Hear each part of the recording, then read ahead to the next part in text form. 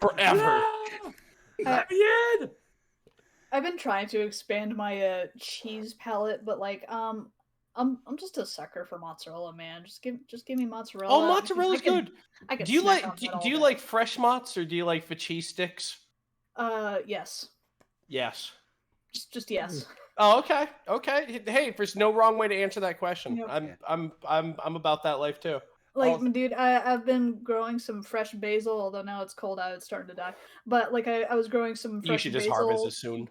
I really should. But yeah, I was growing that, so I've just been making like basil, tomato, and fresh mozzarella sandwiches. Good stuff. I've also been tending to an herb garden this year. I harvested it, but like I'm gonna get ready to sow it again in spring. It'll be so good. Heck yeah. Get you a nice sun hat, make a day of it. Oh no, it's inside. Every time I grow something outside, I hate my maintenance people. They just chop everything down. Oh, that sucks. Yeah, they chopped into my herb garden. I almost spine busted less. Oh. Though that is It's why I've been oops, sorry. Go ahead. Oh, I was gonna say it's why I've just been doing like the hydroponics thing. So I've just got a couple of little water jars on my windowsill, and then they've been doing A+. I would do hydroponics in this apartment, but like I don't want my neighbors asking questions about me when they already have. Like they're like, he drug in like some pipes. That's a trough. I kid That's you tubes. not. I kid you not. It's Rabbit. I literally have a jar. It's a jar. Oh, I thought it was this whole fucking thing. It's a jar? I mean, it started out as like the machine thing, but admittedly the LED lights kind of went kaputnik. So I, went old school and I got jars. Retro hydroponic. Yep. Oh my god. Ancient grandma magics. Yep. Literally all don't take this the wrong way. Like when you get old, if you are not Madame Foster, I'm gonna be upset at you. I mean, I do need to get back into crocheting too. Now that it's cold and cozy. Listen, crocheting. Yeah, I'm getting into my inner grandma. I can't help it. All right, I've got my. A little while. Hello, I've got everybody in the chat. Hello, I've got my cozy tea. I've got my crocheting little blankets. I've got my little herb garden on my windowsill. I'm good to go. I'm fresh on my way to being grandma. But here's an important question for you, Caitlin. Do you have a rocking chair? I wish. Do you want me to build you? Do you want me to build you a rocking chair? I was gonna offer the same thing. Wouldn't say no to it. I love rocking chairs. You're gonna offer. You know what? Fuck it. You probably have more dexterity than I do. You build the fucking thing. It's that Jeff Foxworthy joke where he used to make fun of his dad all the time for owning a recliner, and now he has one, and he will never get out of it. Oh, God. They're good.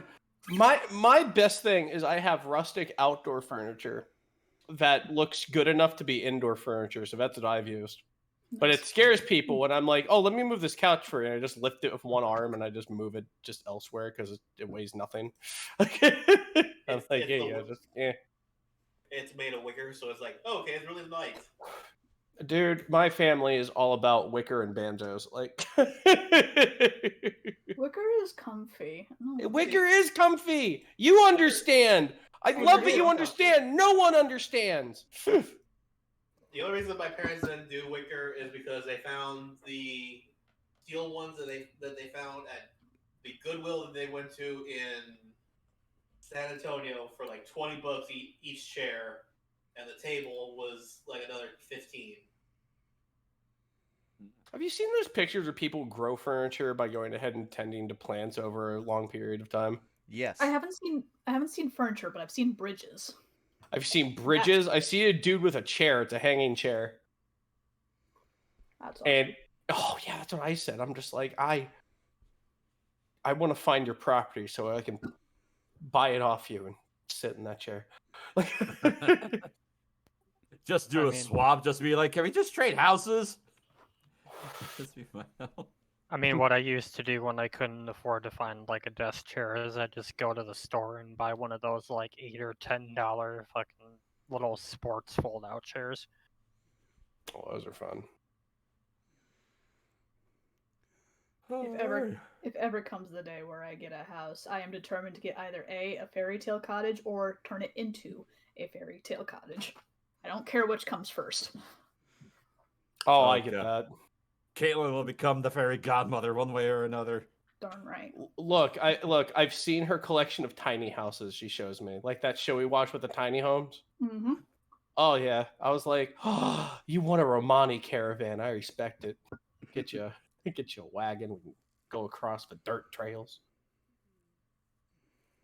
Kayla, when she's older, she just wears a bandana around her face for no reason. I was about to say she wears a bandana, and I'm like, oh, so when she's older, she cops my style? Like, is that she No, I just mean, steals my like, fashion? I can't remember what it's actually called. Like, shawl. She wears a shawl, shawl around yeah. her face. I was like, I don't know why my mind went to bandana. Maybe because that's. I have a white shawl that I wear. Oh yeah, no, don't sleep on shawls. Half the time I just turn anything I'm wearing into a shawl. Oh, it's really great. It was cold, and I threw it around like my shoulders. I looked like one of the knights from the PS1 Final Fantasy Tactics. Looked cool as fuck. Looked like a half cape hanging off of me. I'm like, now I know why fighters look like this in D&D. Cool. Cool. Yeah, you start trying to think about how much do those lapel chains cost? Just go the full Yugi Moto. Oh, God. See, that's where you gotta go to like a really good antique shop. I agree. Yo, real quick, I've only been in Fort Worth for exactly a month. Like today's the 1 month anniversary of me moving up here. The fucking Goodwills up here are amazing. Mm-hmm. I imagine with that amount of...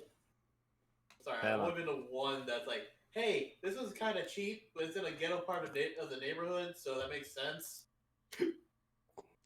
Mm-hmm. Just the amount of volume is just like, it's just that much good product to go through. So yeah, that makes sense. All the Goodwills in my town are small and lackluster. Yeah. The one by me is honestly pretty good. I'm in a fairly ritzy-ish area, so I get good stuff out of mine. I found a Luxo lamp.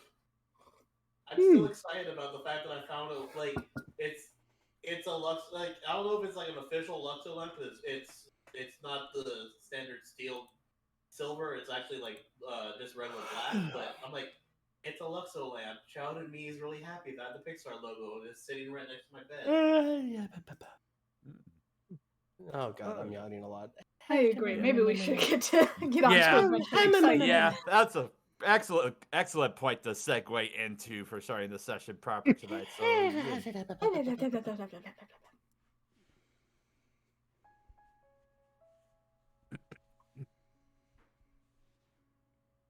I've only talked in my sleep once when one of my friends was talking to me about it. And she was just like, all you were saying was, cow. Hey, cow. Come back here. Yeah, that cow. sounds like a you thing. she was like, I was just befuddled. I just sat in front of you with tea going like, what else is it gonna say? Bring back the cow. Bring back the cow. Yeah, I woke up. She was just like, did you get the cow? And I was like, I have no idea what you're talking about. Well, kids, we've already had our episode title. Come back, cow. Come back, cow. Oh, we'll see how well that plays into tonight. But, at any rate, welcome one and all to session 45 of Chult of Personality. When last we left the expeditionaries, Tyrant Bay of Omu, the Minotaur Paladin, Dan, the half-elf witch, Rue, the human druid monk, Enoch, the human warlock, Zeno, the half-elf sorcerer, and Elise, the wood elf ranger fighter. The party descended the service staircase to the next floor of the Tomb of the Nine Gods, and opened a secret door to a large room with a skull-laden throne, and an open 10-foot pit below with several blind artists painting grisly images of our party's harrowing escapades. as well as those incurred by the Company of the Yellow Banners, Lord Brixton. They then dispatched another skeleton key, this one in the shape of a hexagon. Light poured through a slightly ajar secret door, beckoning our heroes inside. Inside the room beyond was a sun-shaped sphere hanging over a lone sarcophagus, which had a cockroach-shaped jewelry box and a name in common on the sarcophagus, Napaka. The same Queen of Omu when the Black Day occurred. Tyrant Bane, wishing to offer great respect and to provide funeral rites to the namesake of his order, opened the sarcophagus, which angered the sun orb above and burned him slightly. It was discovered that Napaka was interred with an iron scepter of a twin of the one in the throne room beyond. Dan touched the scepter to identify its purpose, to destroy a construct named Napaka? Huh. As the party removed the scepter, Napaka, as though awakening from a deep sleep, yawned and spilt black misty fog, which ravaged Tyrant Bane, Enoch, and Dan, if I recall correctly. The blind artists were paid for their work as well, and the discovery of a large stone door with no handles or hinges on it was the only other feature in this room. Closer inspection revealed 2 secret doors on either side of the handleless door, and after breaking one open, the other followed suit, revealing foul-smelling ghasts which attacked the party to seek blood. After they were slain, the expeditionaries turned to the aforementioned cockroach jewelry box, which bore a jade key in the shape of a crocodile and a necklace of fireballs, which Dan discovered to be cursed to explode if it was worn. Sensing this dangerous trait, Dan flung the necklace into the throne room, which resulted in the blind artists turning into incinerated artists, and which also summoned a zombie T-Rex from the floor. After a harrowing fight, our heroes emerged victorious, and as the dust and ashes settle from combat, how will our expeditionaries proceed? Why was Napaka buried here in the Tomb of the 9 Gods? Where or what is the construct that was also her namesake? What purpose is the jade key inside the box? Perhaps these questions and more will be answered in tonight's episode of Chult of Personality. There you go. That was a very poignant intro. Not Above my game, best moment. Zeno is still really, really sad about the fact that he has lost 6 gold. I mean, you might be able to recover it. I don't know if the fireballs would destroy the gold. I mean, Maybe one the- wouldn't, but I want to say approximately 8 of them would probably hit their melting point. I mean, you could argue if they were in the pail full of pigments to kind of shelter them from the fire, maybe. I suppose an investigation would have to figure that out if you were wanting to look at it, Zeno. You know what? Fuck it. I'm gonna let's see if I can get my money back. If not, I have a funny way to twist this. It might be caked in paint, but apart from that, usable. Your gold pieces are now red pieces. Okay, that's that 20. Okay, never mind. Excellent. Natural 20. Yeah, you find that the blind artist that was over by the stairs over here, you kind of look around his pail because you remember dropping it in that one. Yeah, you find its pail landing right next to it, shattered into pieces, and it's scattered about on the floor, covered in violet pigment. You find your 6 gold pieces. Let it be known that I paid them for their work. I'm taking the money back out of the fact that I don't want to waste this. I know our luck is gonna probably say we're gonna need like extra money sometime. Above game, I just like to imagine from beyond you here, even though their mouths are stitched shut. No refunds. Above game. You're dead. It doesn't matter. You even used gold for.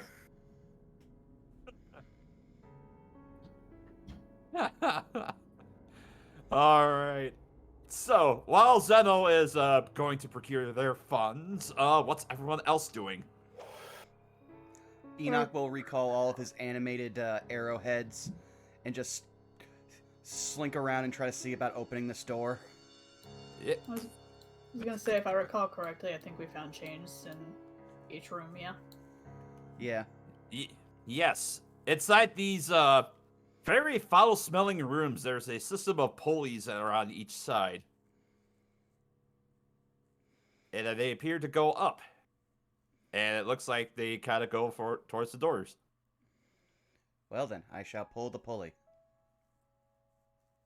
It's very heavy. It's going to take a lot of effort to hoist it up. Okay. So do I make an athletics check? What's your strength score? 13, because I got my floating +1 in it. Yeah. Can I assist you with that? Go right ahead. All right. Yeah. What's your strength score, Tyrant Man? 19. All right, so 13 plus 19. All right. So with the two of you, it's not quite enough to straight do that. Otherwise, if you wanted to put some additional effort into it, I guess I'll allow the two of you to make athletics checks. Okay. All right. 14. Not 20. Not 20. Enoch, as you're going to pull this chain, it's not really doing as much an effort, but you feel the chain pulling out faster than what you can reel in as Tyrant Bane is able to help pull the chain, and the door into the room beyond is revealed. Let me just go ahead and nope, reveal areas.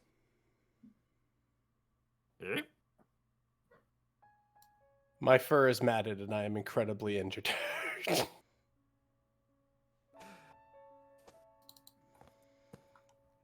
As you guys make your way through the door, gotta find it. There's the description.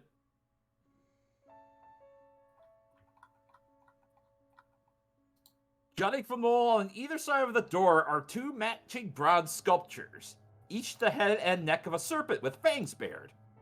On the lintel above the door is inscribed the following message in common: warm like flame, cold for the cruel, still for the dead, gruel for the ghoul.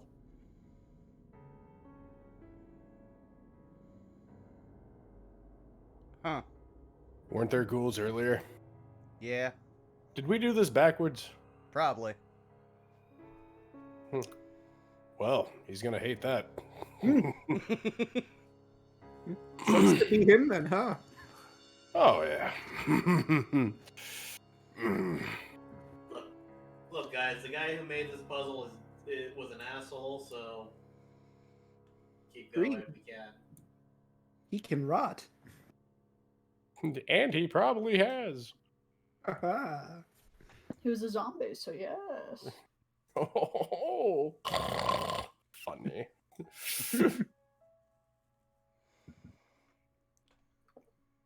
All right. One of you is going to have to either hold on to the chain or figure out some way to prop the door if you want the rest of you to be able to make your way through afterwards. Ooh, I'm beaten to ass, so I'll go ahead and hold the door open. All right.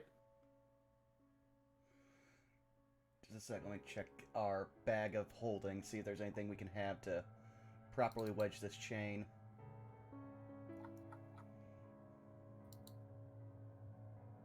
If Oh, only I yeah. believe the somebody movie had some rod. pythons. Oh, I do.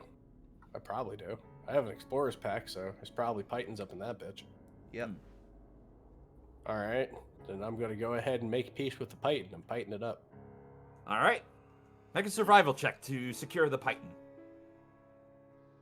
Why would you make Tyrant Bane use his brain? Why would you do that? Can I get Can an I- You gotta advantage? figure out a good way to do that. Oh, 17. How that worked. Yeah, 17. You managed to find a good spot, and you managed to ting, ting, ting, pound the python in to hold on to the chain, and the door's fast open. I would imagine Tire Bay's done something like this in the past, like on like previous adventures and stuff like that. Oh yeah, I've gone on plenty of jungle adventures. All right. So, as you guys smash the file out, you have a hallway that it goes to the left, and you have what looks like the hallway that goes straight, possibly towards the balcony. Which way do you wish to go? Might be in our interest to go to the balcony, find the next plaque for all the hints. True. Those have been saving our asses. Bear just kind of does like this so kind of hand motion. All right. So you guys wish to go to the balcony? Might as well. All right. As you make your way over to here, get a better description for this. At the bottom of the grand staircase, a resonant mechanical rumbling emanates from a dark shaft opening up in the middle of this chamber's floor. 4 cylindrical stone pedestals surround the shaft, each 10 feet tall, 5 feet wide, and featuring a tiny slot in its side. Squatting atop each pedestal is a large, 4-armed gargoyle. And since you're higher up on this balcony as you're looking down, each gargoyle is contained within a square made of metallic tiles embedded in the top of its pedestal. Starting with the northernmost pedestal and going clockwise, the tiles are copper, silver, gold, and platinum.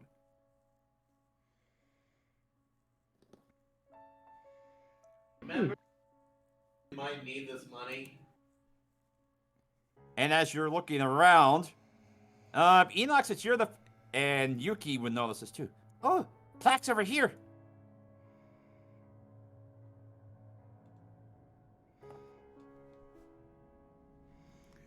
And she's actually going to go ahead and read this out loud. I need to find the entry.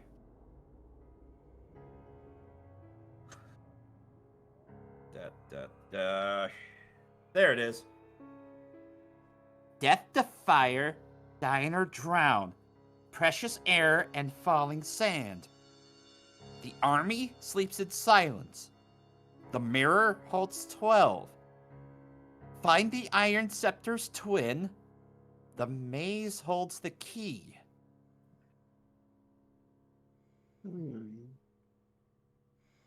Well, I think we already found the Iron Scepter's twin. Mm-hmm. Or we found the scepter.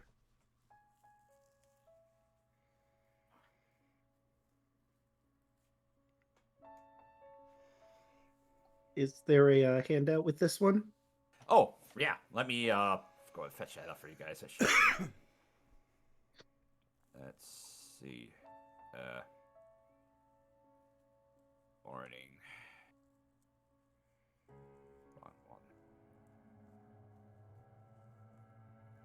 Xerox warnings. 4th warning. Here it is.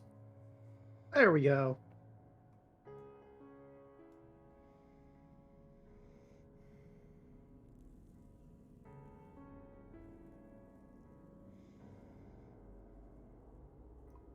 And I'll just kind of reveal this area too as you walk past it.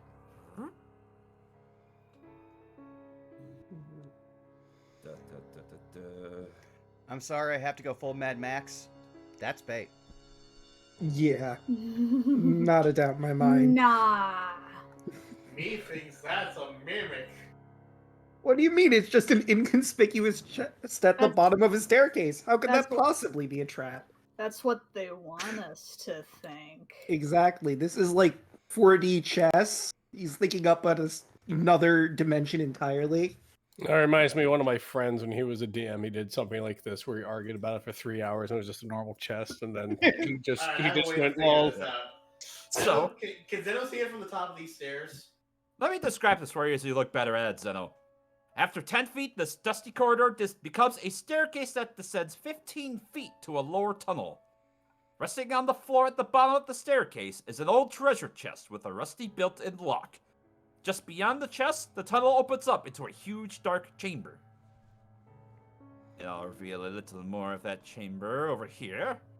I like to think that in his head, Zeno Nate like, we want what's in there, we want what's in there, we want what's in there. Yeah, that looks real good. Hold on 1 second. I'm gonna cast. I see the lock, right? Like I can make it out. Yeah, you can easily see the lock there. I'm going to cast Firebolt on the lock and see what happens. Okay. Because I don't trust it. Because if it's a mimic, I want to do some damage before it attacks us. Valid. I am incredibly injured. Like if need be, I can just use another spell. I have one big spell left. Sure, make a spell attack on it. 15. 15 hits. Oh, roll damage for it. 7. 7 fire damage. You managed to cinch the lock in the chest, but it's still standing. Nothing happens otherwise. The hell was that? I think there was a down trying to kill it before it tries to attack us. Did it recoil? Did it recoil when you hit it? Didn't look like it, but it could be playing possum. Either the world's craftiest mimic or a chest. If I got hit with a firebolt, I would probably recoil. I would only imagine it's safe. Elise would look over to Enoch. Do you want to try using your sight on it? Fine. And As you make your way, and you cast your Eldritch Sight, Enoch, you detect from inside the chest a source of illusion magic. okay, there's something illusion-y inside the chest. Ooh.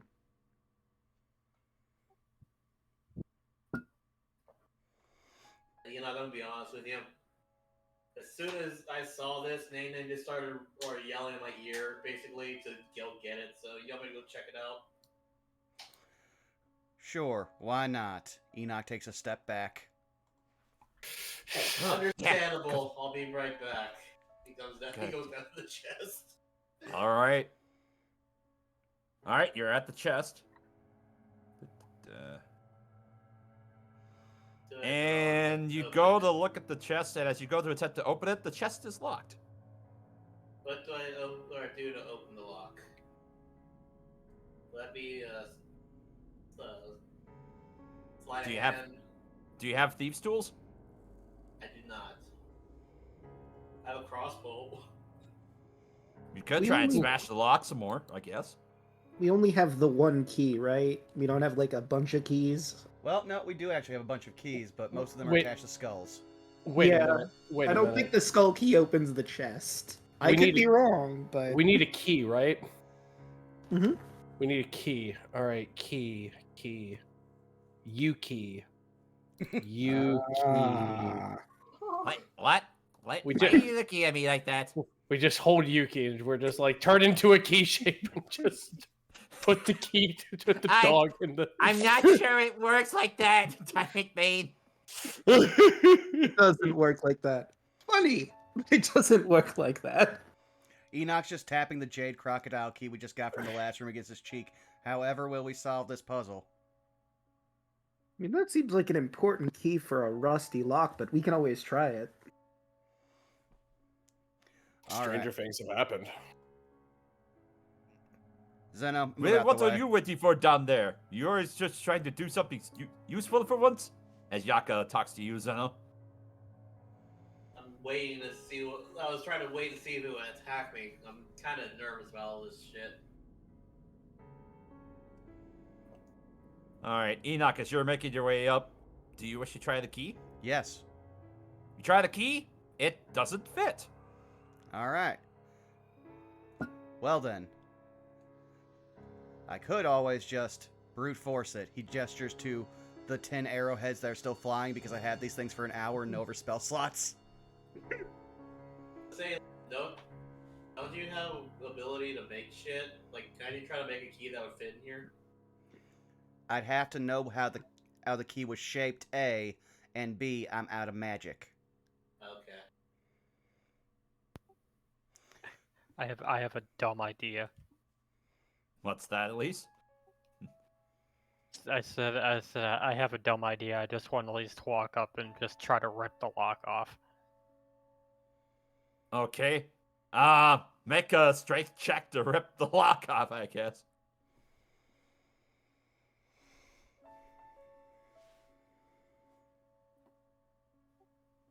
12. 12. No budging as you attempt to rip the lock off.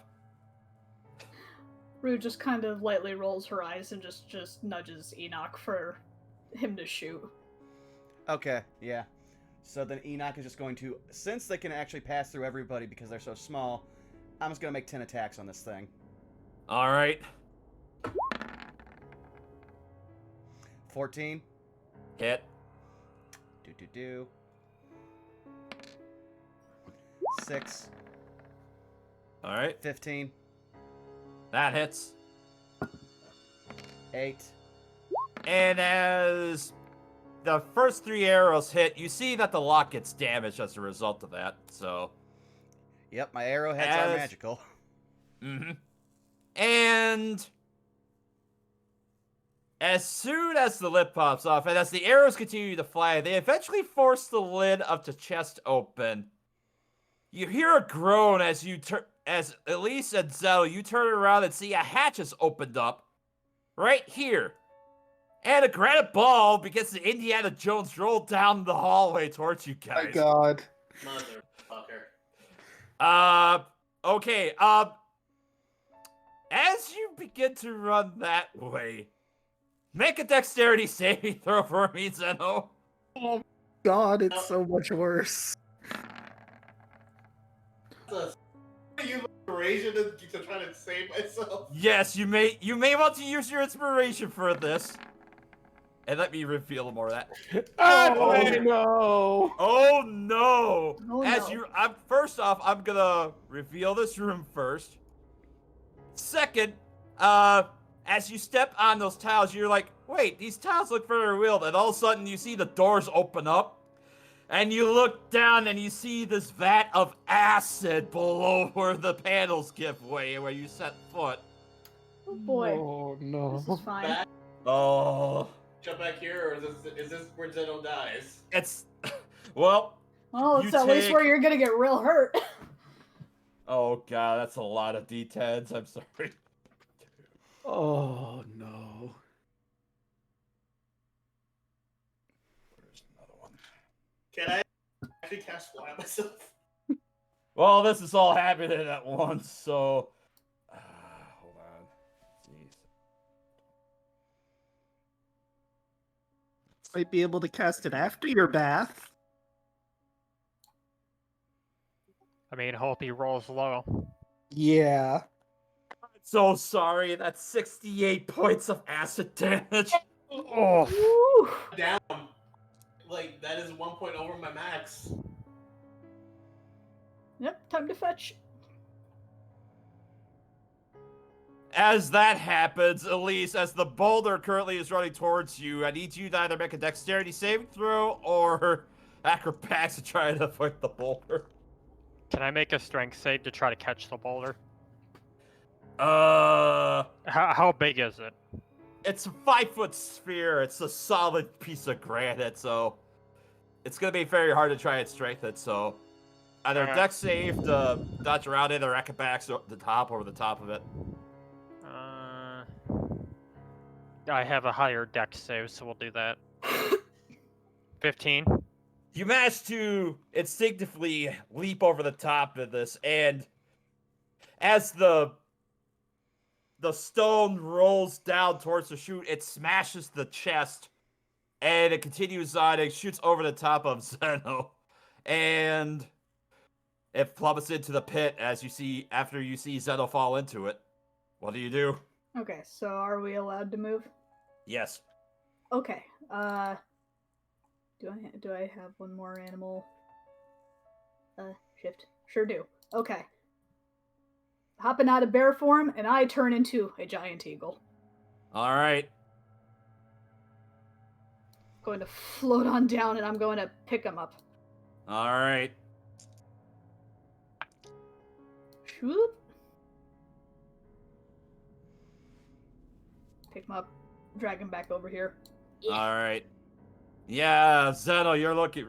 And at this point, as you're falling in, you just see Yaka cackling hysterically at you. Zeno, like in slow motion, Zeno flips him off before he lands in the acid. Yeah.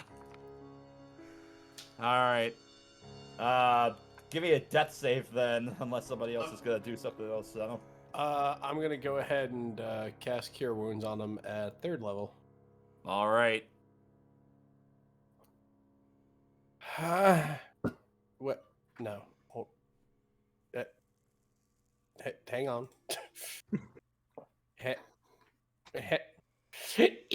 Okay. You know what? You typically have I'm to just program gonna- it in like an attack if you want to heal.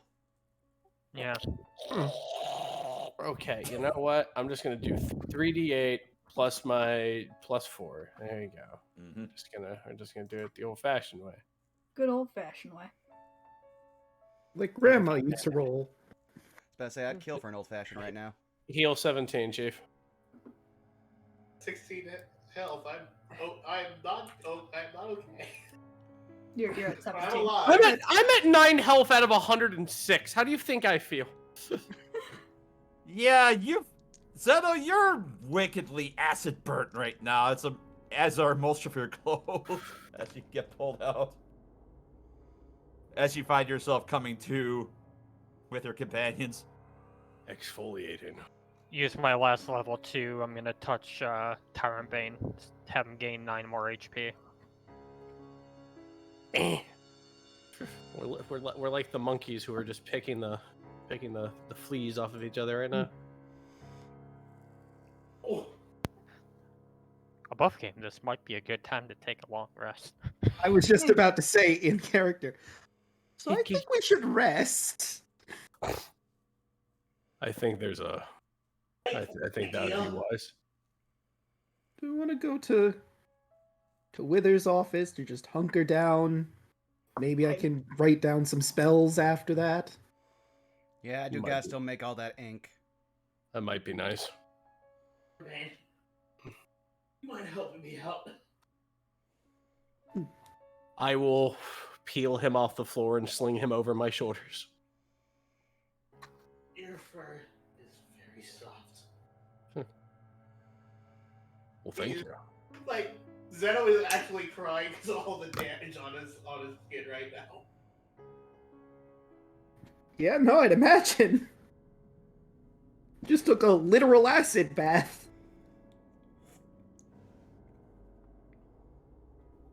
Well, Zeno, turns out you were right to be suspicious, but not in the reason we thought. Well, before we head out, I'm going to assume this chest got rolled over. I'm just going to look and see what was inside it. As you're looking around the chest, you do pick up that ping of illusion magic, actually, right around in the debris of where the chest was. And it's easy to see that, based on the shimmer of what that was, it's a key-shaped, object. Huh. Looks like we found a key. You now have When an he- invisible key. Okay. When he gently That is like wild. when he like chirps and she does like a weird like bird head tilt. Cute. Oh yeah, Some Enoch kind will of- turn off his magic sight and then realize he's holding something that's invisible. Oh, that's gonna be a pain to keep around. Yeah. Is there... Well, I suppose we could try dispel magic on it after Rude's not an eagle anymore. You could just keep it with me. I could put it in my sash. The weight would let me know it's there. I was about to say, we also got plenty of dust around here. I'm pretty sure if we just put a good layer of that on it, we'll be able to see it. That works too. That's actually really clever. As Kawasha turns in. I'm just gonna flick part of Zeno's mangled to hell robe on the key and get it grimy so we can see it. Yeah, that'll work. Enoch puts it in the Yep. bag. All You right. now have a dusty invisible key. All right, so it Alright. sounds like we're heading back to Wiver's office. Yeah. Okay. Let me go ahead and... It's a good thing. It's a good thing he didn't become withered himself. I wiggle Xeno on my shoulder. Let's see. You make your way up to here. That's not the right floor. This is the right floor.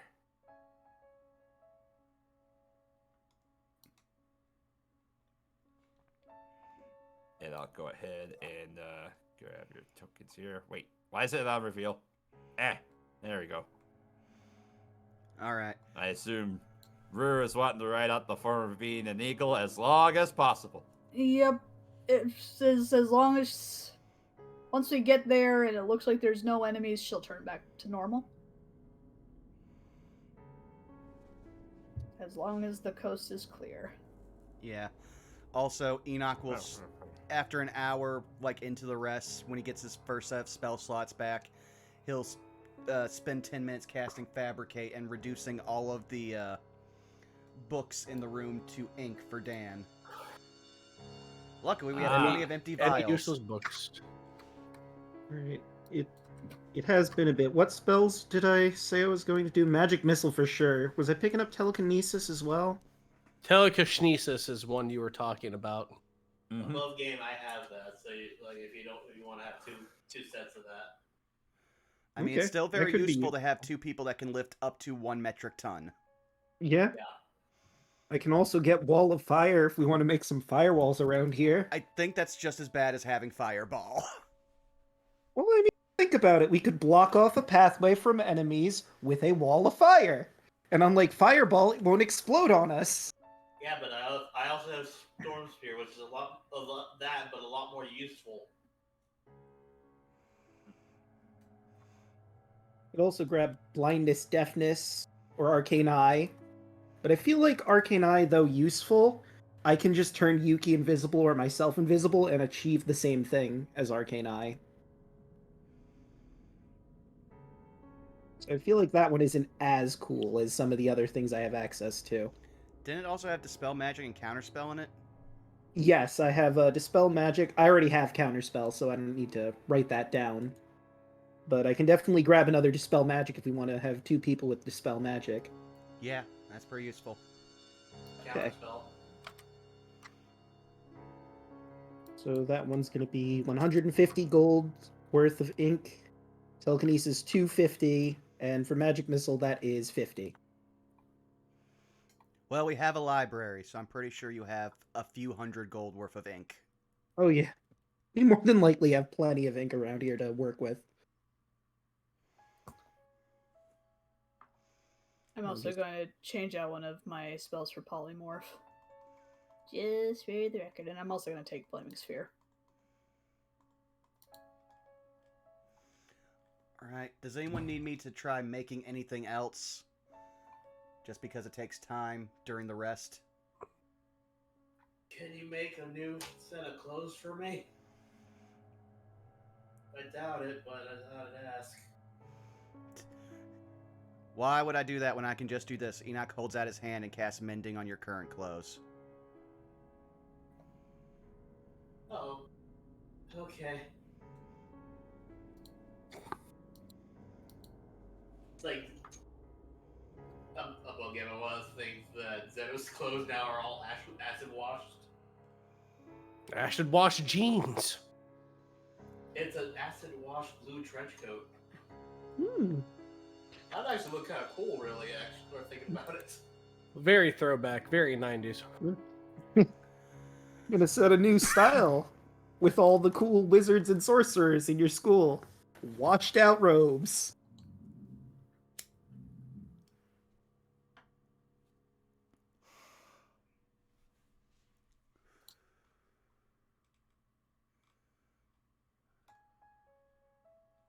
Let's see. So, you guys go to start your watch.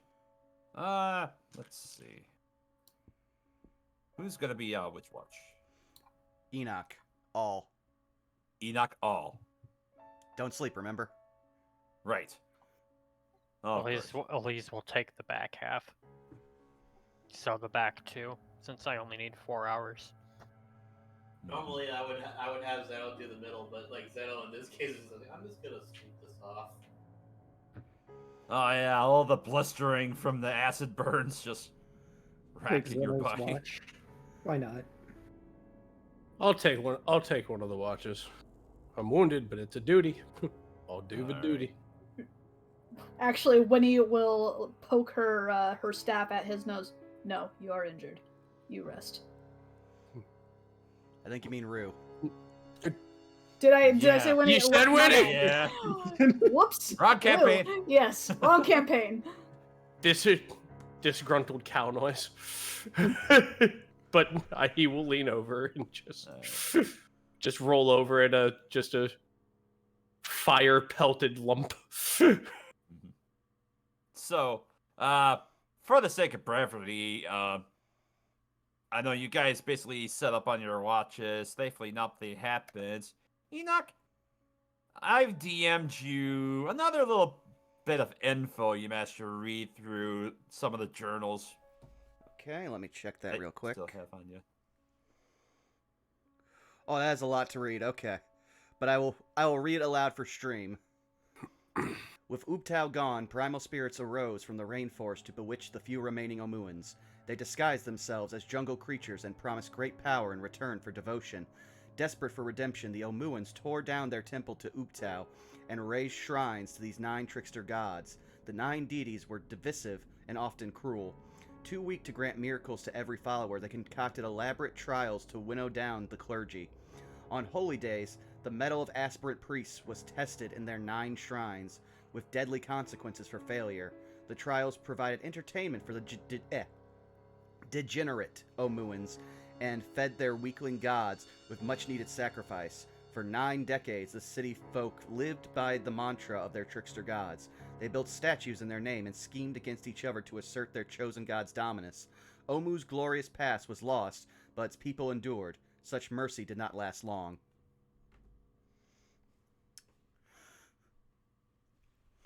Huh. Well, that'll be something to talk about with the group later. Alright. So with that being said, thankfully your long rest concludes and you manage to get all rested up. Huzzah.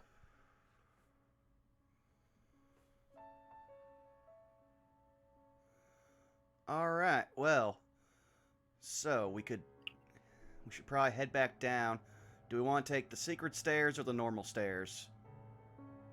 Oh, also I want to mention, just for the record, how long it took me to put the spells down, because I don't know if anything will trigger or not based Let's on see. it.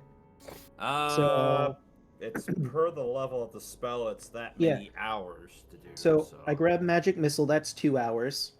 Mhm. I grabbed Telekinesis, which is 10 hours. So we've been sitting around for quite a bit. And I grabbed Dispel Magic, which was 6 hours. Yep. So about a day. Yeah. So if you wanted to do it within the long rest, aside from, having to actually sleep, yeah, it would take 18 hours or so to do that. I'll say you were at least able to jot down magic missiles, at least during this rest in particular. Okay. But otherwise, you would need a little more time to, and you managed to make some progress on, say, Dispel Magic. Okay. That's fine. So I'll just remove them from my list. And I would say those will be above game. I don't think I would say I'd be fine with you us taking like a day just for you to do that. That's important.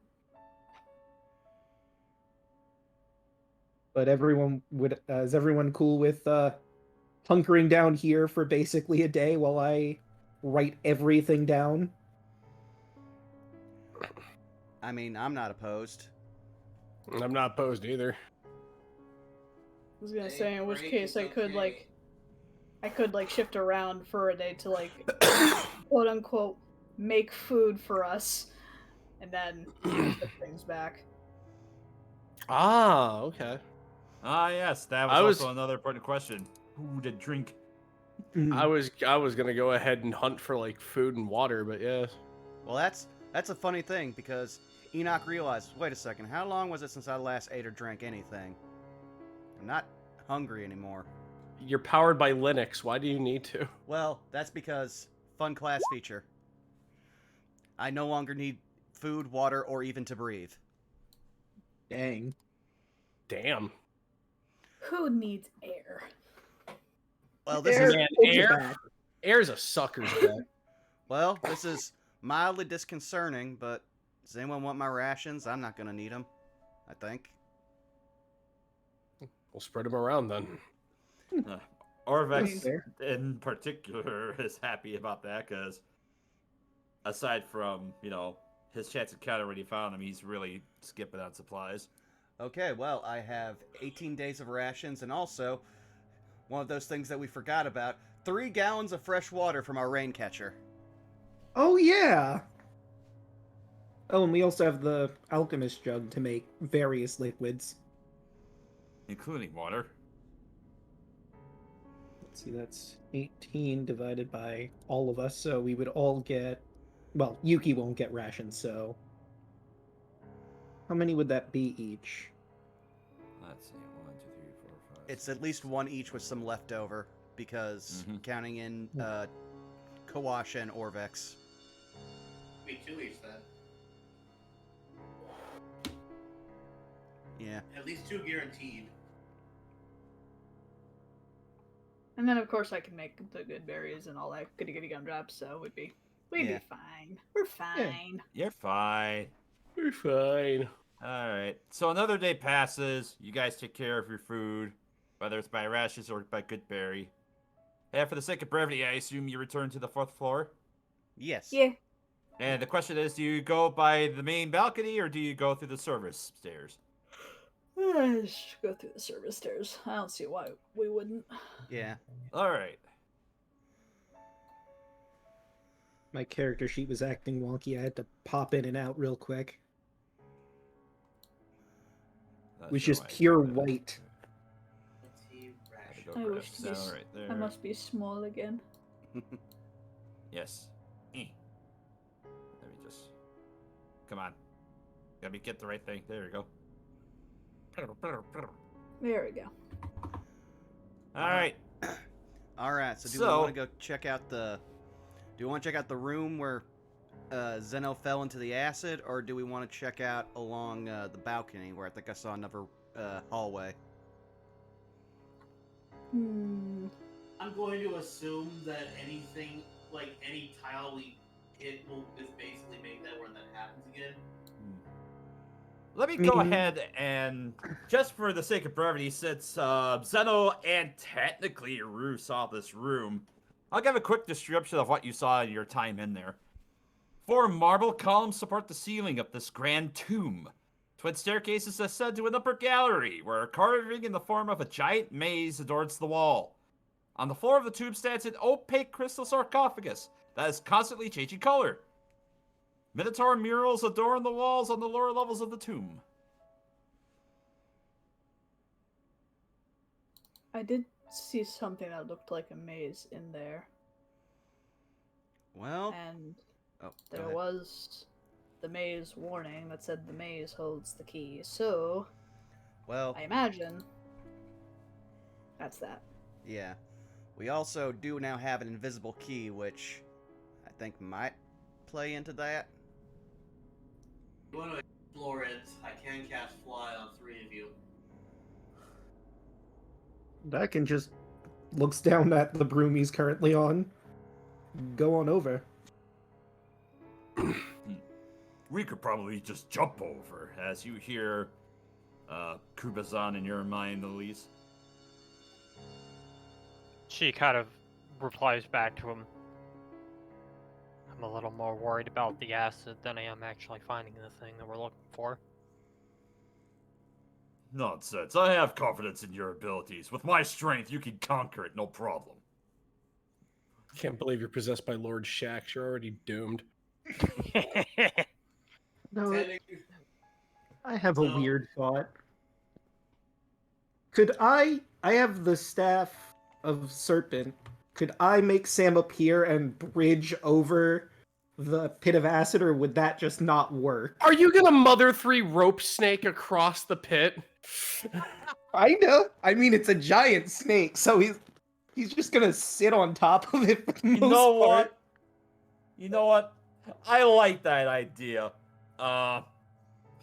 You can attempt to do that, sure. Just make a strength check for your snake to see how well it'll hold up.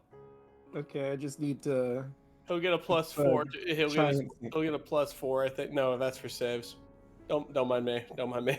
Zeno's gonna look at Enoch. Just in case this fails, he can cast fly on you. I just need the. feel more comfortable with you going down there than if I go down there again. Let me For just go obvious ahead and reasons. I gotta find the. It's a giant constrictor snake, right? Yep. Yes. Okay. So Enoch, you cannot fly, and there's no surge detected. Let me just go ahead and drag the token on here as well. Oh. Snacky. Why is it? Snacky. And I'm sure There we I can go. go the right there. All right, and it has to roll a strength. You said, right? Just flat Yep. strength. Okay, so that would be +4. So 20. All right. Yeah, it manages to hold.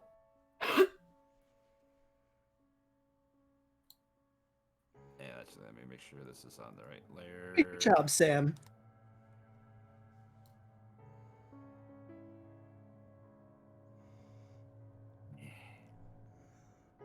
All right. Well, So Sam manages to basically act as a bridge for the rest of you to walk over. Huzzah. Anyone without a fly. Making our way down. Me, Enoch, and Dan can fly, but everyone else has to Rue. walk across Sam. Yeah. Rue, as you make your way up to the chest, you hear Aijin in your mind. Oh, I really like this. And as you're looking at it, the chest cycles for. It starts off with blue, then gold, then purple, then green, then red, and then black. Okay. And you hear Aijin in your mind. Oh, we should wait for it to turn gold before you open it.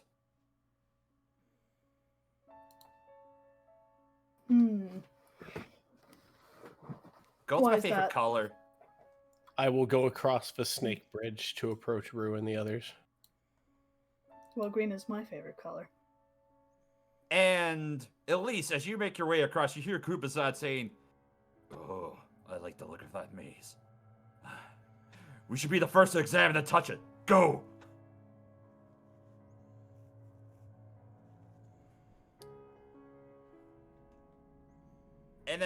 And as Zeno, Enoch, and Dan, the three of you make your way up to the maze, the intricate carving shifts before your eyes, its configuration ever-changing.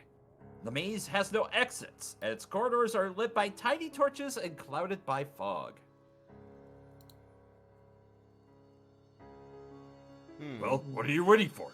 Go! Go for the maze!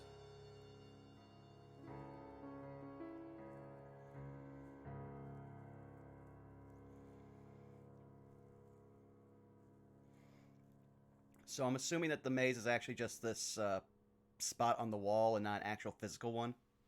Correct. Ah. Well then. Considering I don't think it's going to come up much, you want me to solve this really quick? That'd be All right. nice. Okay, and I'm going to harken back to something at the near beginning of our entire campaign. Find the path. Oh! So Enoch literally just puts his finger at the start of the maze and follows it through. And as you touch the maze, Oh boy. you guys hear a loud pop. As Enoch, you vanish. Oh, You no. stand within a 15-foot high passageway walled by smooth, featureless stone, which is lit by torches and shrouded by fog. There's no ceiling, And when you look up, you see a distorted view of the room you left behind. And I need everyone to roll initiative as you hear stone grinding as the murals that depict the minotaurs along the walls grind up. You see piles of bone begin to animate as these skeletons of minotaurs form with great axes in hand. Sad. Oh boy. Zeno, looks over at Dad. Have I ever mentioned that I absolutely hate skeletons? I believe you have, yes. Just double checking because 21. Oh, by the way, it just occurred to me, DeLuna, I have the broom to fly, so you could have used fly on someone else instead of Dan. no, that's why I was saying Dad could fly because you had the broom. I didn't. Oh, okay. I I thought can you only could cast back it on up one three. person. I can only cast it on one Gotcha. person, so Well, you... Okay. that was And- myself and Vaughn. I just realized because this is a decent way in for the session. You guys want to just go ahead and take the break now, while I get this all set up? Why not? Yeah, sure. Yeah, sure, why not? Sounds Oh my like a God, plan. There's 8 of them. Why is there 8 of them? Oh! Good thing Oh, you no. guys took that long rest before going right into here, right? Yeah, we would Yeah, be dead it's otherwise. a good thing that I'm still alive. It's okay, we got Sam here. They're currently acting as a bridge, but, he can probably, move. Oh, wait, that's a good point. We should probably roll his initiative. Or is it immediately after mine? I forget. I'll It's say been a we'll bit. share initiative with you. Okay. Been a bit since I've used the serpent rod. Meanwhile, I'm in the Alright. nebulous void. Yep. But you're also rolling initiative, so at least you're able to do something while you're in the maze. He's in the void. Void. Void. Void. So Alright. this is what peace and quiet feels like. It's rather liberating. Right, I'm gonna go refill my water. I'm gonna be back. Whew. So hey chat, how's it going? Enjoying the show? Oh!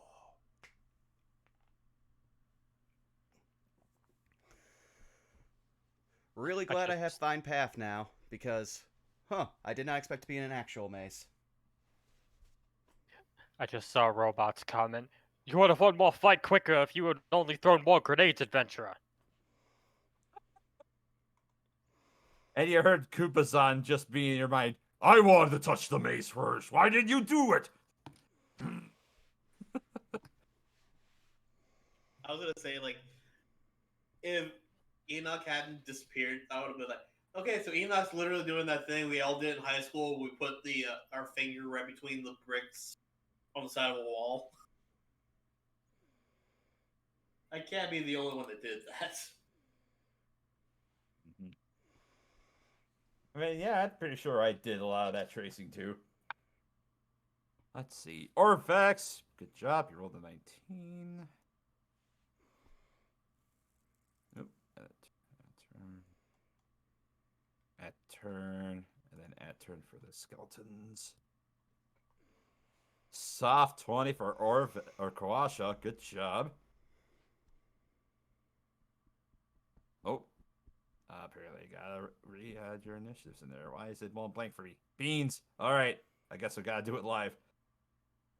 Good thing I got plenty of time to do this. All right. Oh wait, there it is. Huh? Now it shows up. Never mind. Let's see. And I shall return just a moment. Ugh. All right. Oakley dokley, neighborino.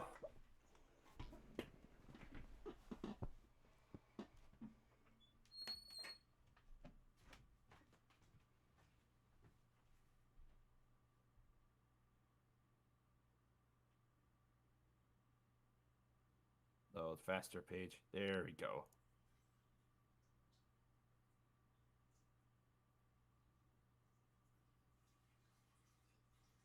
All right. Now that the initiative is all set up, I too am gonna take a quick bio break. I'll be right back. I'm still here, Chad. How are y'all doing today?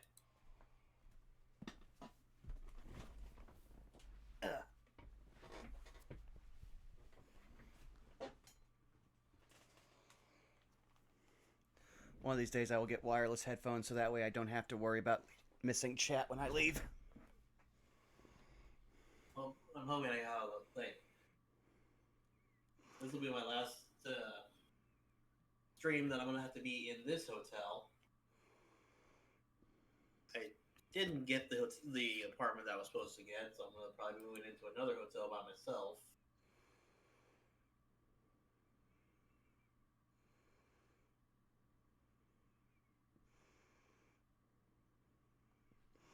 Oh, I yeah. have returned. Welcome back.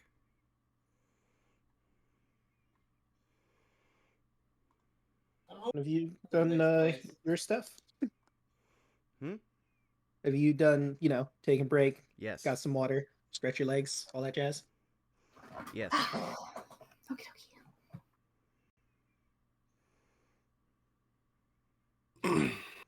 And all that jazz. Ugh. Oh dear, that's a lot of bones. On the upside, at least you have a paladin. It is true, it is true. That's true. And we have an orbital laser. If this wasn't exactly what Moonbeam was designed for, I don't know what is. I mean, it was designed for this and shapeshifters. True. And if those are also shapeshifting skeletons, you're in trouble. Yeah. I don't know. I feel like they're good enough without the ability to shapeshift.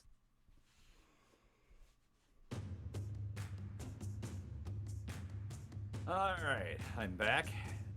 Welcome I back. got decent music to go. Is everybody set to continue? I think we're missing Rabbit. Ah.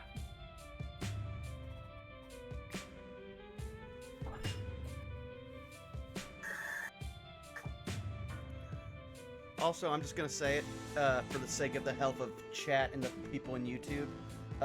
I don't recommend drinking until 9 a.m. Even if you start at like 6. Just throws off your time. Yeah.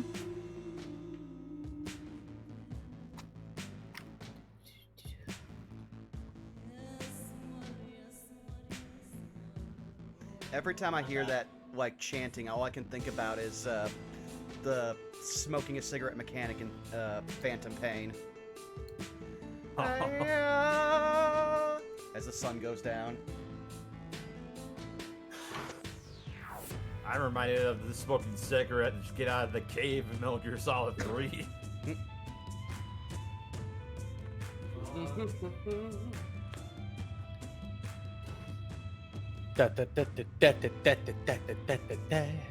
Welcome back, Rabbit. Welcome back. And why don't you roll for initiative for the snake? Okay, let me... Oh, wait, never mind. We established that it was going in your turn. Never mind. Yeah. All right. So, assuming everybody is back into it, let's go ahead and start with the top of the turn order. Alright. Let's see. You know what? I have some new shifty things that I can play with. Ooh. So let's turn me into a whole heckin' air elemental. Oh. Ooh. Alright. And that's my bonus action. I'll move myself on over here. Let's see. So I have a multi-attack. I just want to read this real quick. Sorry, I was in the middle of it.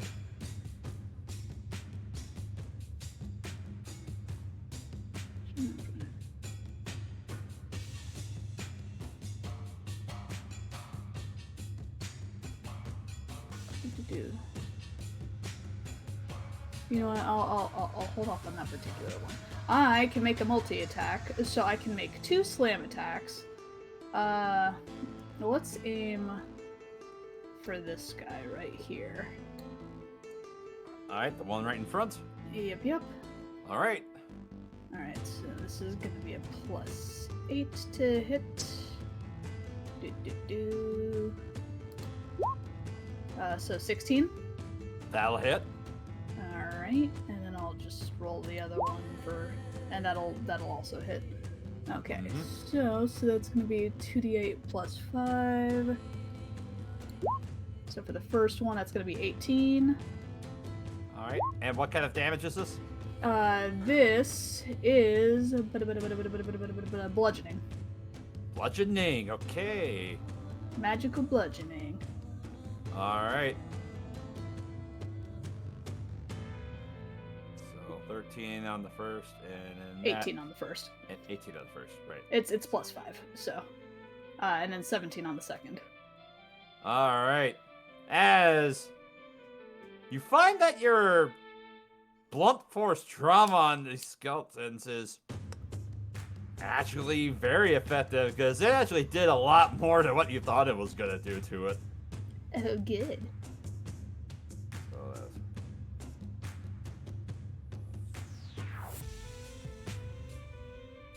that's... yeah, that skeleton for other you looks ragged after it took those 2 hits. Just, you break off one of its horns and you basically shatter its rib cage. Nice. I believe that is all I can do for the moment. Alright. Rue, you hear Koopa's on your mind. Fine, if you didn't want to go to the maze, prove your worth and smash these opponents. I think you mean Elise. Elise, yes. My apologies. Ah, okay. Well...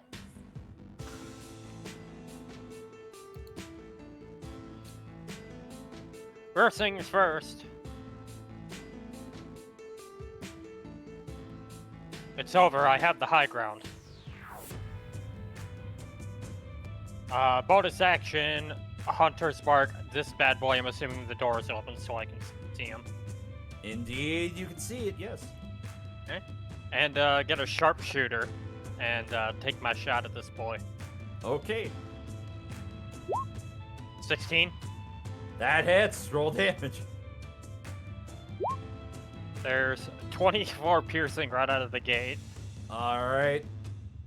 And then Still steady. Hunter's Mark damage, so that's 3 damage. So a total of 27. Okay. And that's just the first shot. Next Yep. shot, please. Shot number 2, and I'll sharpshooter again. 19. Alright. Roll all of the damage, including your Colossus Slayer. 27 damage. So another 27. Yeah, that skeleton's looking rough, too. Oh, I see how that works. Darn. Okay, good enough for next time. As a free action, Elise is gonna kind of call out to everybody on the floor and say, do what you have to, but try to get up top. I have an idea. Arvex is gonna look up as you say that. Oh, that's a lot of them. Actually, he's going to move 5, 10 feet. 5, 10, 15. He's gonna target these two, and he's gonna cast a thunder wave against those two. So that's gonna be con saves. One passes, one fails.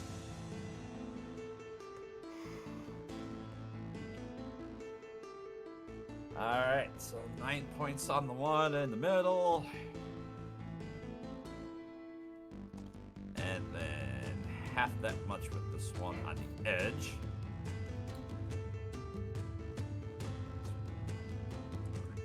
So that was 10 feet.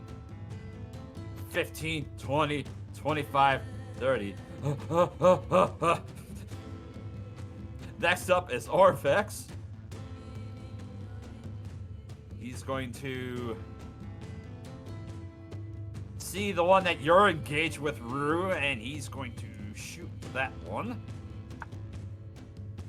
Let's see. But he misses. 5, 10, 15, 20, 25, 30. And he's going to use a cunning action to dash to get right next to you, Zeno. And that'll bring us to Yuki. Well, everyone down there was told to get up, so, whoop. And you know what? She'll dash, too, just to get out of the way. Move right up over to here. And, that'll be her turn. Alright. Next up is the skeletons. This one's gonna move 5, 10, 15. These three are just going to make a line for here. Actually 10, 15, 20, 25. This one's gonna move up to here towards you, Tyrant Bane, as is 20, 25, 30. This one's gonna move up towards the snake. This one's kind of getting congested right there. This one's gonna take a 5-foot step out of there. This one's also gonna move towards the snake. There This goes our one magic steps item. up here. It's fine. This one's gonna step here. I So didn't even we'll think start. about that. It might fall into the acid. Well, no. If the serpent from the rod, the serpent is killed, the staff breaks. Right. Alright, so we'll start with the one that's attacking Kawasha. That's gonna be a hit. As he's gonna swing with the great axe. I need another D12. And yeah, you see blood spray from Bless you. Kawasha's chest as he takes a lot of damage there. Ooh. Come on. I want to track properly.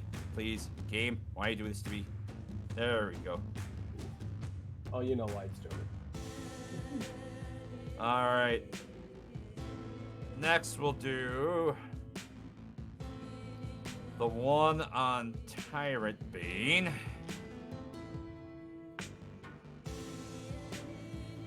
That misses. We'll do the 2 on the snake. Actually, there's 3. First one hits. Second one hits. Third one misses. So that's 16 plus 14. That's a total of 30 damage to Seymour, the snake, whatever his name is. I apologize. Damn. And that's half his health. And then we get 4 attacks on Rue. Bring it. First- I'm tanky. First one misses. Second one hits. Third one does a 15 hit. Actually, what is my air thing's AC? Hold on. Actually, let me double check their plus to hit as well. Actually, that's a plus 6, so that would be a soft 20. Yep, my armor class as the air elemental is 15. Alright, so that was 1, 2, and then that's a 1. So you're gonna get 3 great axe attacks on you. First one.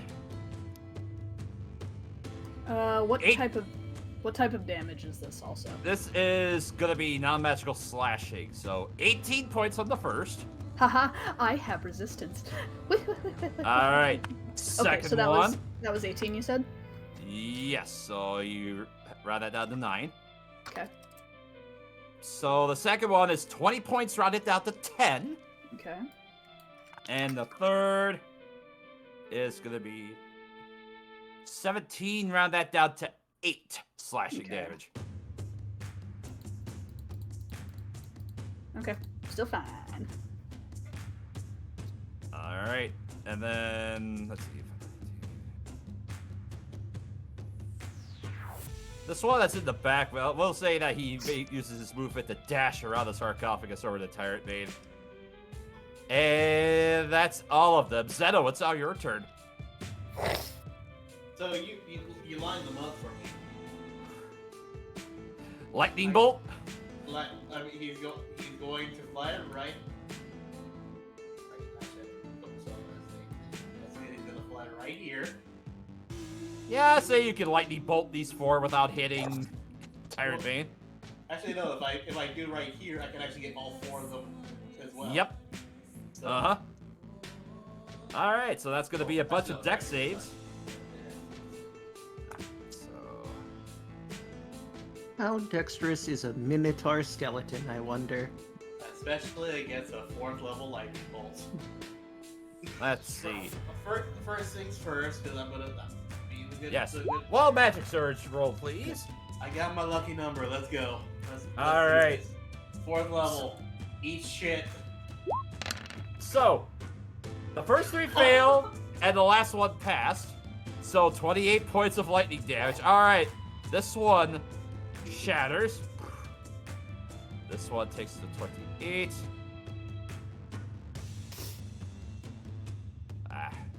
This one takes 28.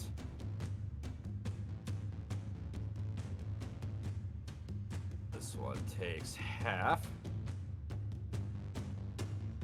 20's being sluggish with the numbers. And then this one is that much. There you go. All right, anything else, Zeno? That was only 10 feet. All right. Tyrant Bane, it's up to you then. All right, our journey to get upstairs. Let's see.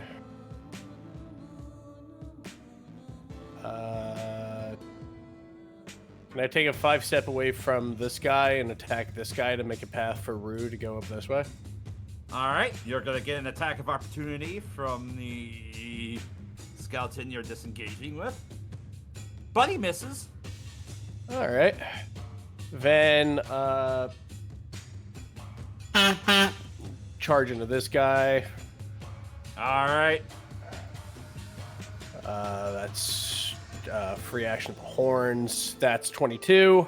That hits. Do you wish to smite? Oh, like a son of a bitch. We're gonna go ahead and do a 3rd level, so I think that's 68 on those. 5. Is it 5 or 6? Well, it's Let's see. undead. So it's 3. Undead. So that's 2, 3, 4, 5, 6. 68. He takes 18 more. So a total of 27 points of damage. All right. Attack 1 with sword.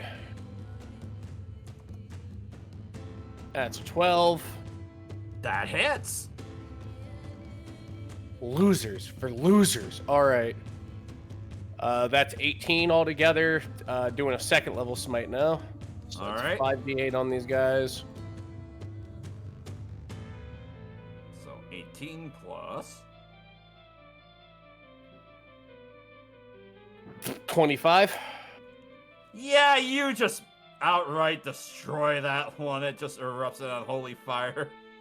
All right, gonna use the rest of my movement. Look at Rue and go, go, go! Just up, up, up, up, up. All right. So, as we get to Enoch's turn, I have to.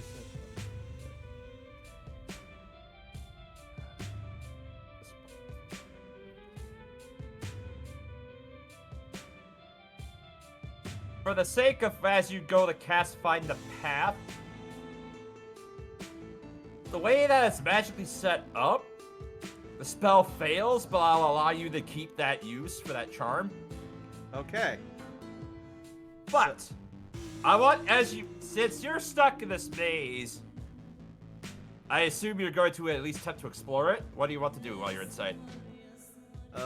Well, yeah, explore. So, since I can't All just right. find the path, what do I roll something? Yeah, roll a percentile for me. Oh boy.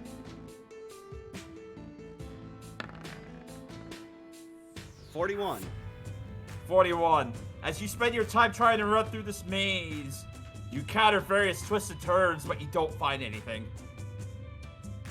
And that is everything for your turn that you can do. Dan, it's all yours.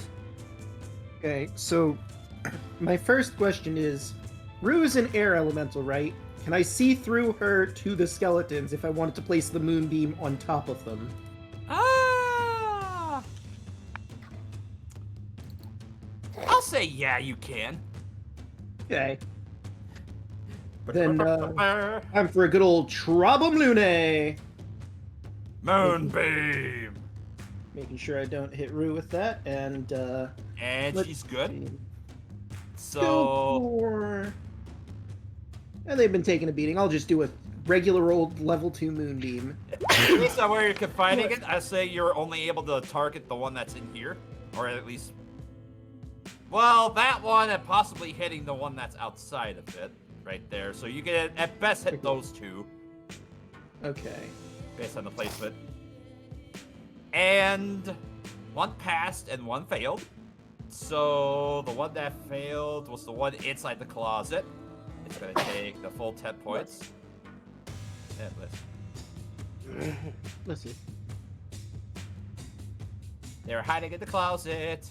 More things hiding in closets. And then that one took half. Anything else for your turn? Well, I would like to move my snake out of the, hanging barely over there. Alright. I assume you're going to have it disengage? Yeah.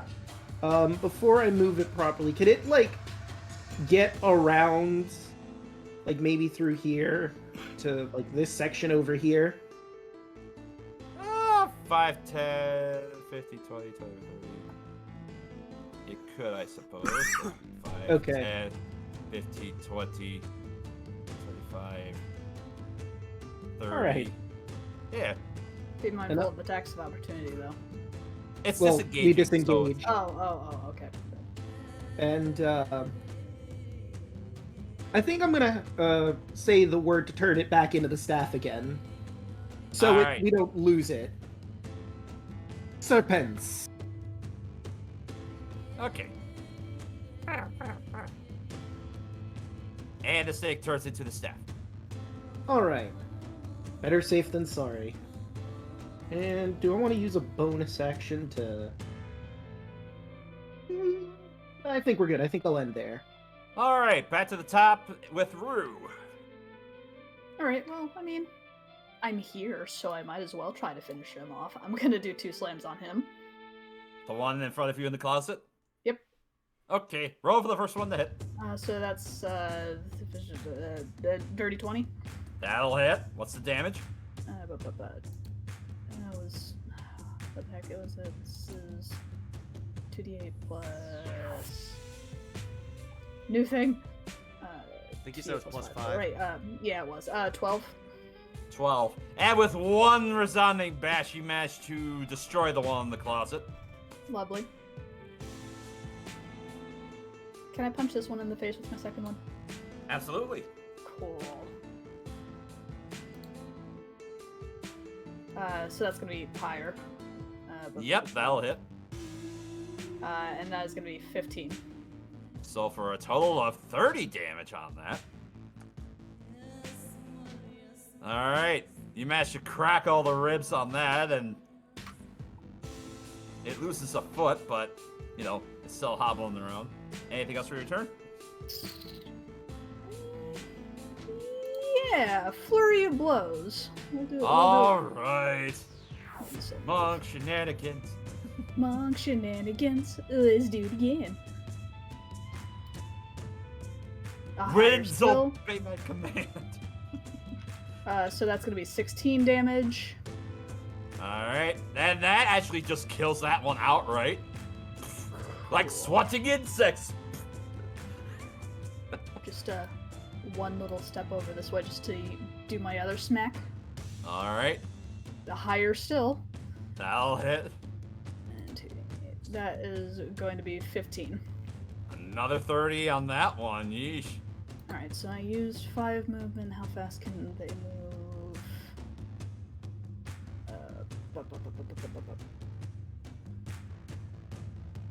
Oh, I'm fast. Yeah, I can get there. 5, 10, 15. All right, and as you go a step away, you're gonna get 2 attacks of opportunity from those 2 skeletons. The first one was a nat 20. Yep, that'll do. And the second one will also hit, so... Let's see. So that's 44, half down to 22 on the crit. Okay. And then the second one is going to be 11, rounded down to 5. Okay. So a grand total of 27 damage you took. Okay, that's not that bad. All right, Elise, you're up. Okay.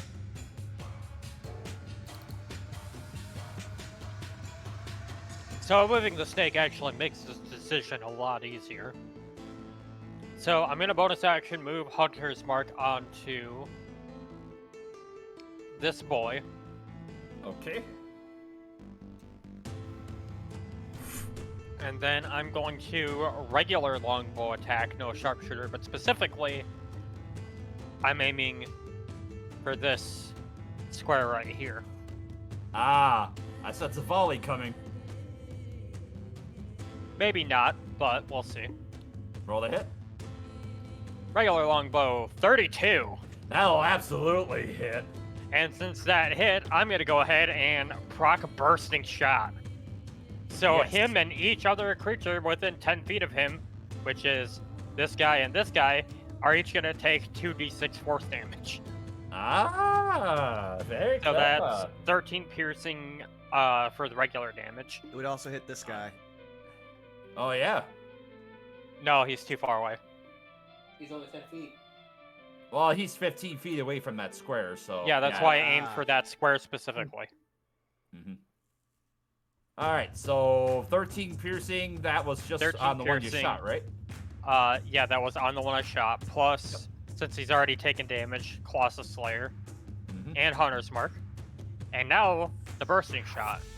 All right, so that's a total of 24 on him. So that's going to be another 5 force damage to him, him, and him. All right, so that's a total of that much to him. God, roll 20 is getting slow on me tonight. There you are, so damage on that one. All right. And believe it or not, chat, that's only my first attack. But wait, there's more! Alright, second shot, and again, I'll just regular longbow. 15. That hits, roll damage. That's just gonna be straight 10 piercing. And then another 2 for hunters. And that's exactly enough. As your arrow flies through that one, you manage to knock the large skull and it clatters to the floor. And the bones return to a pile, dead once more. Then I'm just gonna make a nice little quick step around and get right here.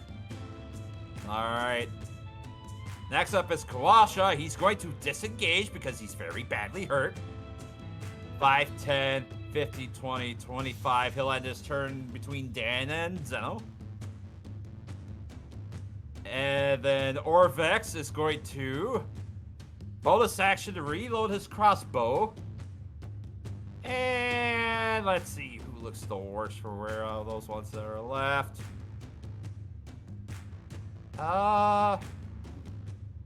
Yeah, he's going to shoot that one that's right in the middle next to the sarcophagus. And hit. So he'll get 1d6 for 7 points of damage. Well done, Orvex. That'll bring us to Yuki then.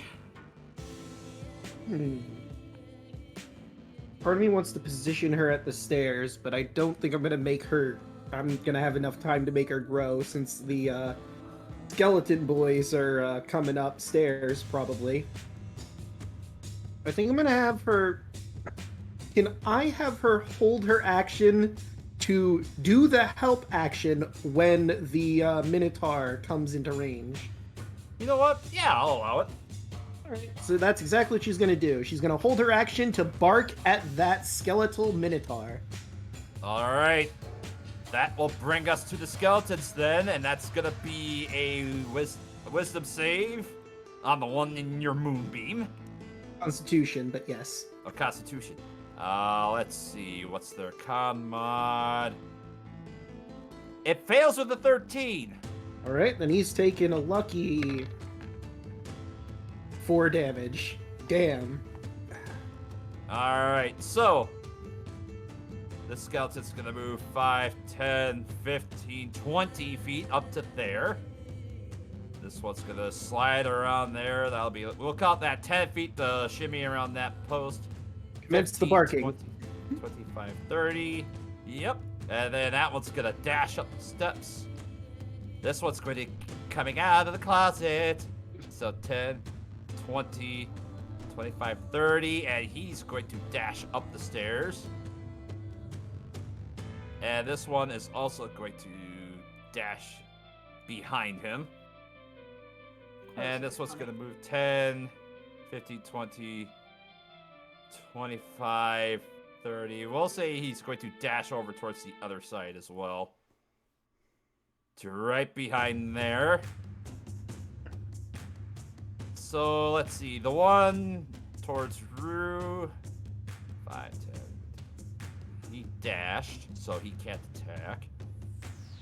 However, the one that's next to you is going to swing at you, Elise. Alright. That's a 17 to hit. That hits. That is 1 over my AC. You take 12 points of slashing damage. Ouch. And that's all for the skeleton's turn. Zeno, it's down to you.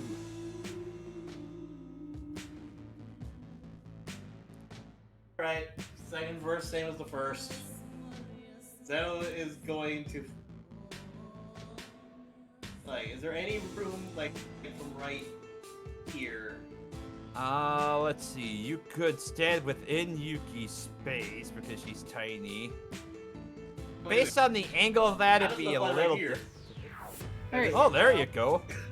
Think outside the box, and this time it's gonna, like, just so I can make sure these things are dead, I'm gonna hit them with another level 5 lightning. Alright, roll for your wild surge. This will come back to bite me in the ass eventually, but fuck it, I'm having fun. Which class is for Destiny? Which class is the one where you just shoot the giant and fuck off arc beam? Oh, that's a warlock. That's an arc warlock. 30 points of damage. Are think any about of these stone things color. still alive? Jeez. Let's see. Let's figure out what the dex saves are first. They all fail. So that's 38 points of damage. The one that's standing in front of Elise is the only one that survived. Elise, take. I mean, looks at Dan. I don't think I have to. Well, we'll see how this goes. Alright, anything else on Zeno? Move any more than that. I think that was all my movement. Alright. Tyrant Bane, it's your turn. Woo! Okay. Let's bonk that skeleton. Bunk your ancestor. 10, Misses. 23. Hits. There's the pepper. That's 12, and I'm gonna go ahead and first level smite this one. Okay. So that will be 48. 48, yes. That one's easy to remember. It's when you add higher levels, then my brain just starts going. So 10. So that's 22. 22. Alright. All right. And then that will. Yep, that'll be it. That'll be it there. All right. Enoch, as you're continuing to explore this maze, I need you to roll another percentile.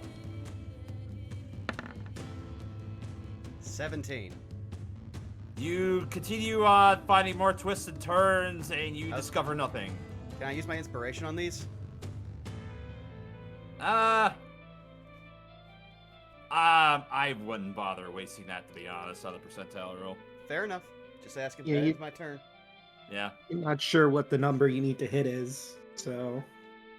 24. No, it's All right. 42. That's the answer to everything, remember? Fuck! Yeah, you're right. Well, I Fuck. rolled 41 Alright. last time, so I'm jeez. fucked.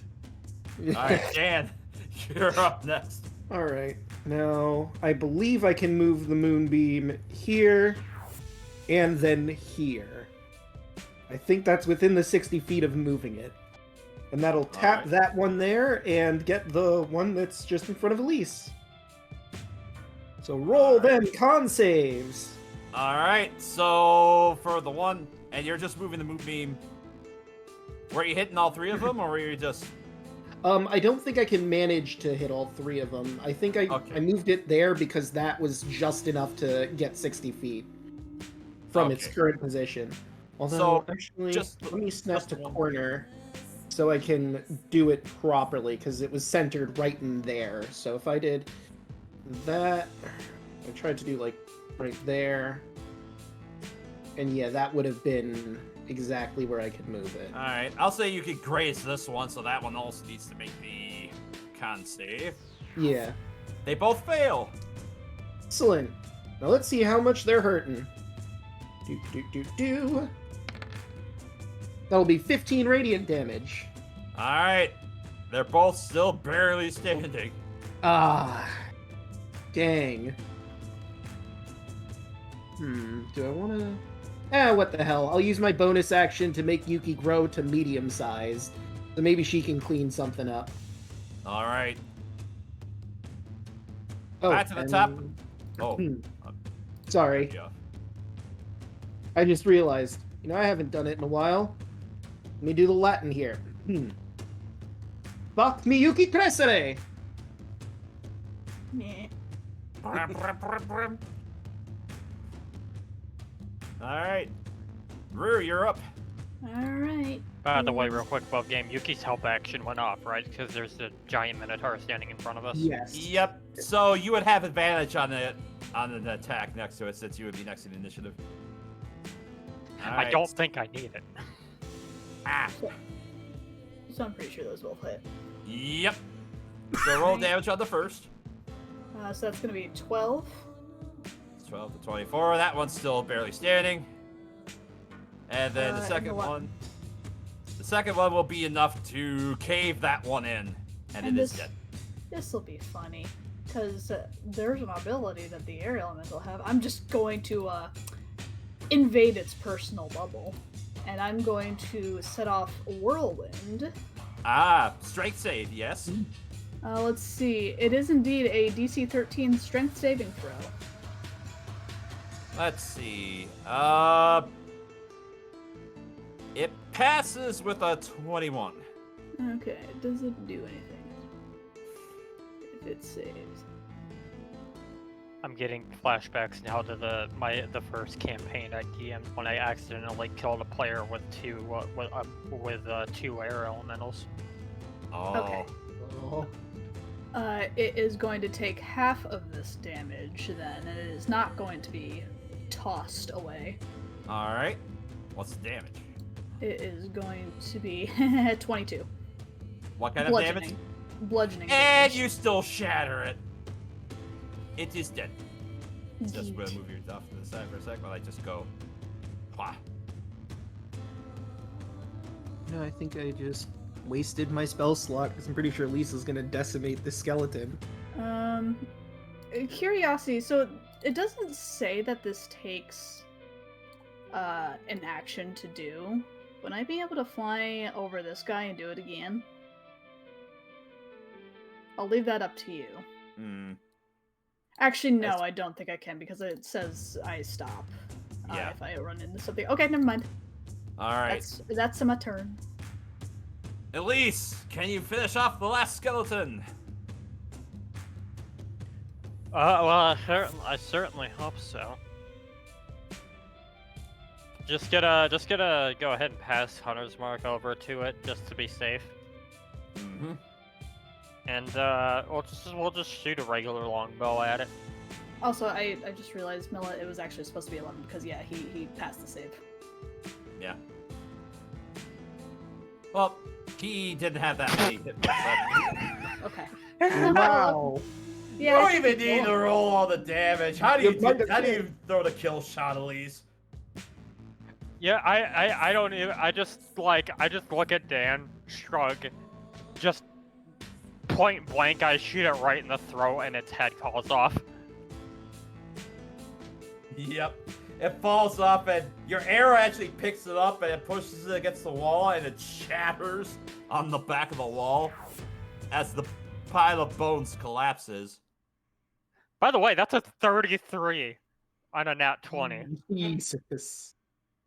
Those bracers of archery and that sharpshooter and the... Braces of archery. Actually, that was a normal longbow attack, so that wasn't even sharpshooter. It was braces of archery. That's my base fighting style, plus close quarters combat. So that's a lot of things. All right. Even when I nat 1, I still roll at minimum of 14. All right. So, getting back into this, Enoch, as you continue to explore, I need you to roll another percentile. Oakley dokily. 95. 95. Okay. As you run around another corridor, you see there's a small pedestal that's standing out in the middle of this hallway, and you find a green crystal key resting atop this pedestal. Well, they said you hold a key. He'll reach out and take it. And as you grab the key, everyone outside, you hear a loud pop as you find Enoch appears right in front of the maze. Enoch's just gonna look around. I was gone for 10 minutes! You also now see a very whimdy large woman. So how was the maze? I finally found out what true peace and quiet is like. I don't think I'll ever find it again. Well- Also, Enoch, there's something else about when you pick up the key as well. I'm going to DM this to you as well. Oakley dokily. Also adding it to the inventory. Which is very good that I did not get trapped in there, because Enoch is also the one who holds the bag of holding with all of our stuff, including Yeah. at least one of the 9 trickster god weapons. Mm. Zeno hearing him say like he would never know true peace and quiet again. I mean, it does sound boring though. I'm willing to take that risk. So, to explain this, Dan just gestures to all the bones. The second you vanished, these appeared. Try to kill us, so we took that personally. Mm. Yeah, we couldn't let that happen. Yes, I have this vaguely ominous green crystal key. I feel like I know something else about it, but it's on the tip of my tongue. There it is. Oh, okay, just a sec. And as you're looking down, as you see this key, oddly enough, you look on your hand, and you see you have a small mark that's basically at the back of your metallic hand. And it's in the shape of the bearded devil with the mouth agape on it. Huh. Well, I have a new charm.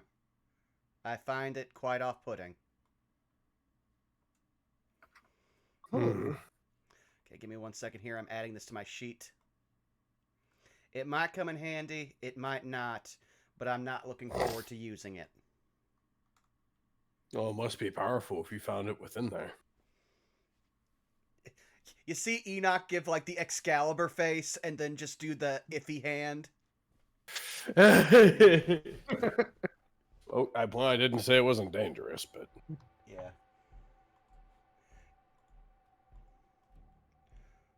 Well, I got the key, so he holds it up. Now we just gotta find what lock it goes to. Combine that with the crocodile key we got from the tomb and the invisible key we got going into this room. There's probably some kind of locks around here.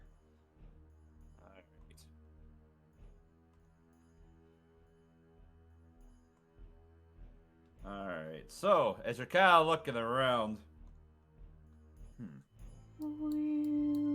the sarcophagus, you see it's currently green, and then it's purple. Now it's red. Now it's black. Now it's Color blue. was the key again? Green, right? We have 2 green keys and 1 invisible key. And there's no key on this thing, right? Or keyhole, rather. As you look on the sarcophagus, there is a keyhole on it, yes. Hesitation. And then she just kind of... You see the big windy woman just kind of look up at you, Enoch. Enoch will And then just... she points at you. Enoch will hover over, look down to where she's pointing. As you look at the sarcophagus, it is currently red, and yeah, you see there is a keyhole on it. Enoch will pull out all 3 keys from the bag and just go, which one should I use? He's got the invisible one between his middle finger. She kind of like taps her mouth in thought for a moment, and then she'll look up at Dan. And then she'll point at the invisible one. Alright. Very specifically at Dan, and she's just going to frantically point at it. Oh. Dan, could you come down here? I think she wants you to use the invisible key. Sure.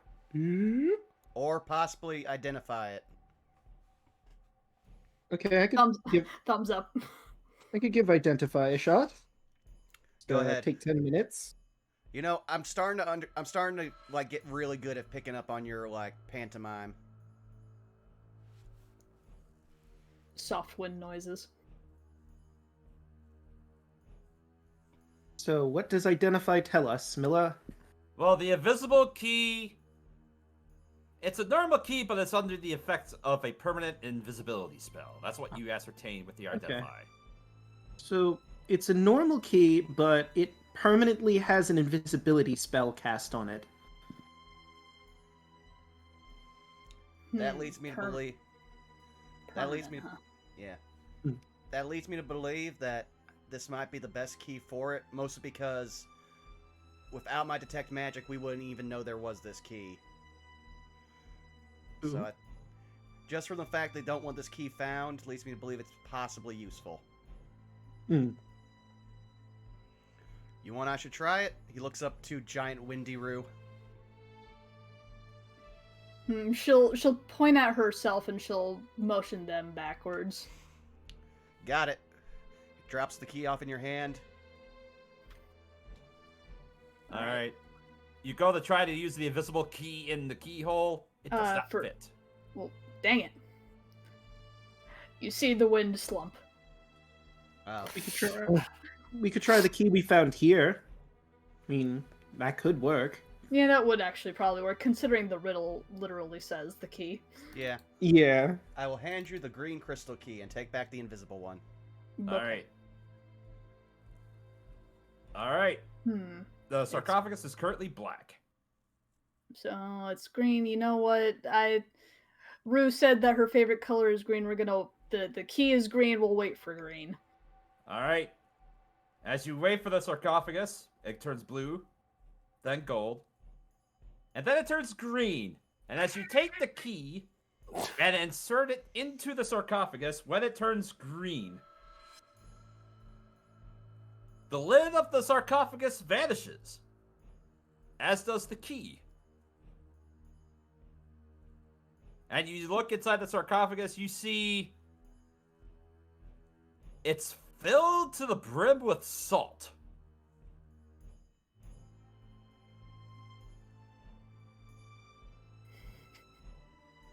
And you see... Yeah. Salt. Not a good way for a snail to go, to be honest. Yeah.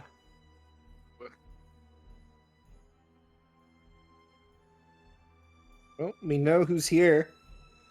The question is, who wants to take this? Because he points to himself, Rue, Tyrant Bane, Zeno, Dan, and Elise. Well, wait a minute. Wait a minute. Salt. That's not good for snails, right? Orvex kind of looks over to you, Tyrant Bane. I Could think it you be? said you wanted Unk's blessing, didn't you?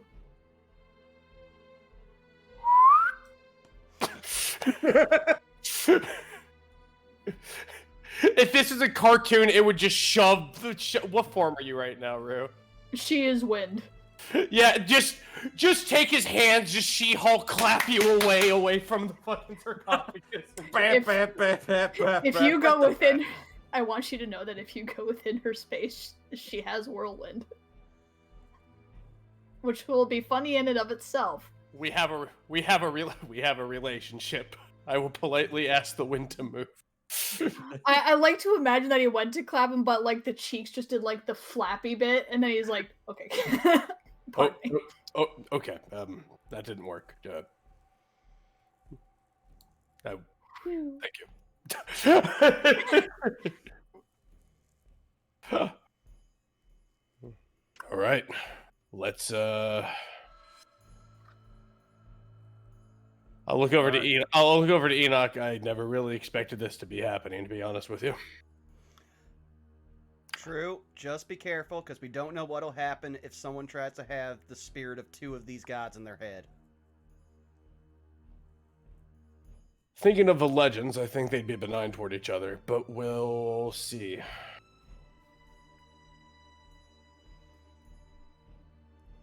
All right. I will scoop my snail from my.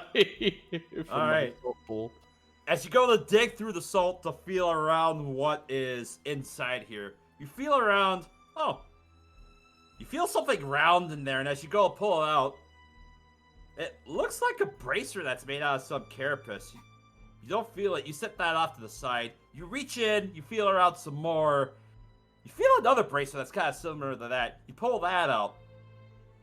You feel around some more. You feel the touch of cloth.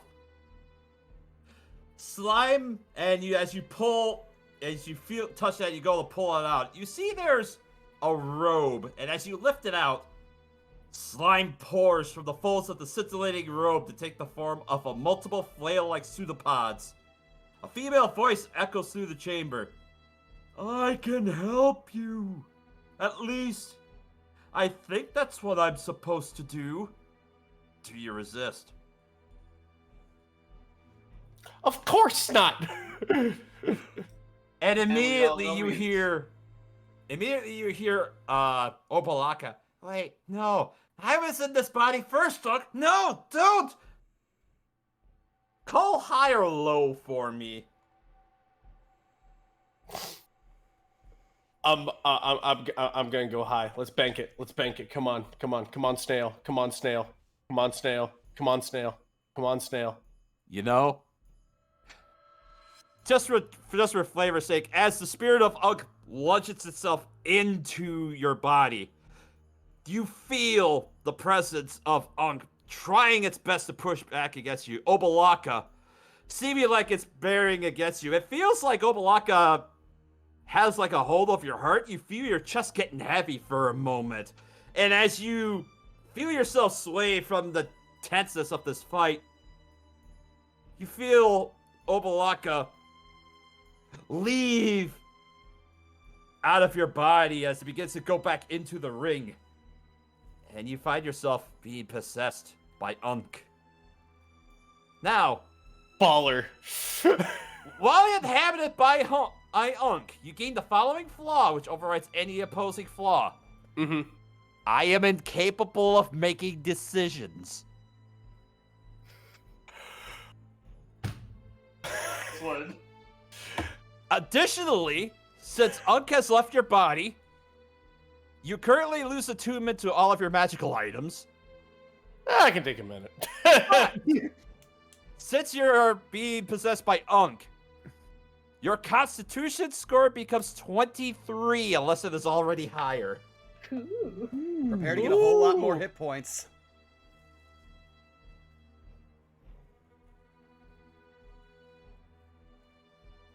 And you can take some moonbeams. Con becomes 23. Oh, great. That means my... Ooh.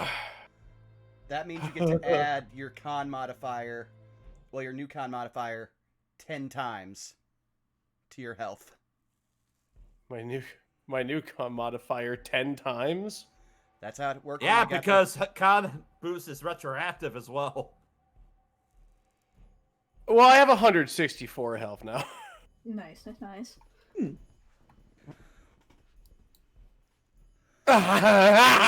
Okay. Alright. I'll just go ahead and... Well, now we got... How are you feeling, Tyrant Bane? I don't know. I feel... neutral. Right? It's one I thing to don't follow Unk's teaching, but now that Unk's with me, it's strange. I don't feel strongly one way or the other. Oh my god, is his voice actually Eeyore? She better fucking not be. I've killed so many things in your name. Eeyore is pleased.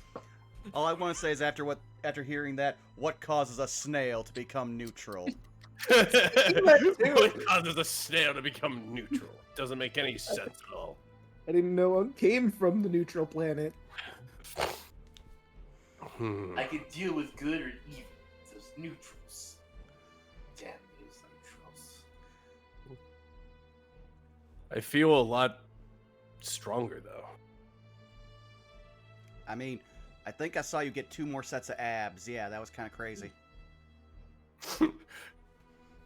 Just 4 more just appear. Just Just abception, abs upon abs. oh, that's unique. He goes from a 12 pack to a 14 pack. No, he's the 16 Modelo.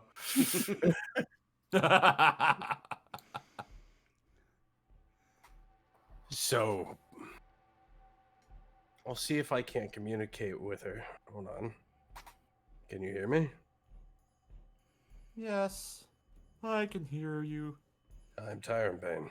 I'm a servant of your order, the Sunblades of Napaka. I am flattered. Truly. It's an honor being a part of you. And it's an I've honor. utilized your power all the time. I was To think that there are souls that would worship me, in spite of my absence for hundreds of years. That is good to know. Your legends have never died with my tribe.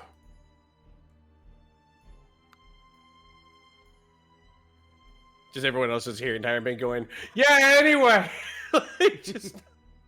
I'm talking, like, we're all just, like, quiet, like, okay, he's literally talking to his god, who's supposed to be the greatest day of his life.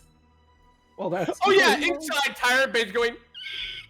If Obalaka was just like, I'll give up resistance, like Tyrant Bane would have just reached into his horn, just ripped her out by one horn, and went and just put the horn back in her. Meanwhile, for like Yeah, yeah. a split second, I thought that was gonna take the turn from like 40K's Emperor of Mankind to be like, it's amazing that people are worshiping me, despite the fact that I asked them not to.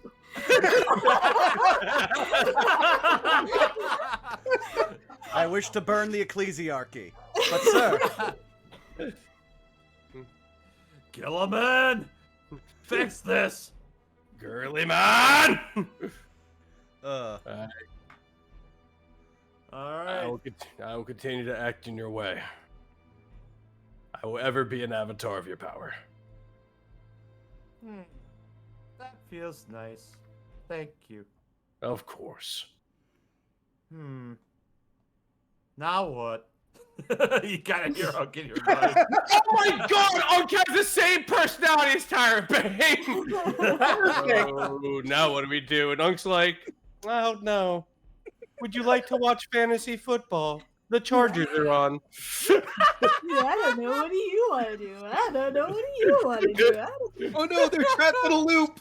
Oh, this is just such the a- Gerald Ford episode of The Simpsons. Just Tyrant Bane. Do you like beer? Yes, Mrs. Unk. Do you like football? Yes.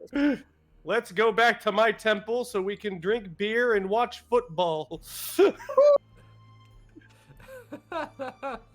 Hey, y'all, did y'all notice that there's a secret path over here? Oh, Secret door, secret door, secret door, Before we secret get door. to that, Yeah. who's You see taking that Unk? behind one of the secret passages? There is a Not tunnel Unk. that could use down to the left. Who's taking Obalaka now? And Obalaka. look at the ring on the ground. Obalaka exists in this ring. I need a moment to reattune to everything. My sword and what have you. My Well, sword. The mace. well, there's two things. One, we've got 8 of the 9 gods, but we only have 2 more people. Quizzically looks at Yuki. Maybe 9. And we still Well, have the aside mace for from Wongo. Wongo, Yeah. yeah. Kawasha Orvex, are you down for taking on some of these blessings? If needed be, I suppose I could. Ugh. As you see him just kind of clutching his side from that massive wound he took earlier. All right. Hold on. Ugh. He's got to tap his side and cast Cure Wounds upon himself. Well, luckily, I'm pretty sure that above game, druids can use maces, so he'll just be like, you might want the Wongo maces. He holds out the bag of holding for him.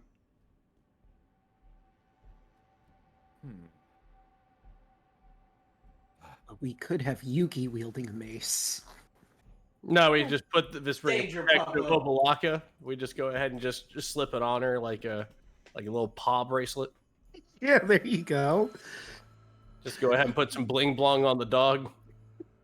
But we could have Oh. Sif, but instead of sword, mace. Well, if it's any consolation, Orvex God chimes in. If we're dealing with Wongo and Shigambi next, I think Shigambi probably would be the better fit for you, Kawasha. Well, why do you say that? Well, Wongo in particular was cruel, and I'm not sure if that fits in with you. Just put Shigambi on Yuki then. It's just two angry that gif of the bear with the two angry eyebrows the moment she attuned. You just get the two sharp. Just get the Sharpie to just do the two evil eyebrows. And Yeah, Immediately, Yuki's just walking. ta-da. Yuki's walking around looking like fucking puppy cat. I was gonna make the joke like there was a gif I saw one time of a Dragonite's face that turned into a Charizard. No, she would just be this. Let me see. Yes.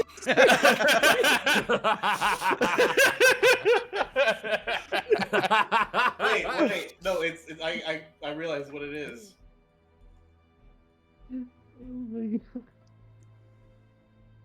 All right. I mean, I know IRL Yuki. I've seen what she does to little rodents. The cruel one fits. It's this one.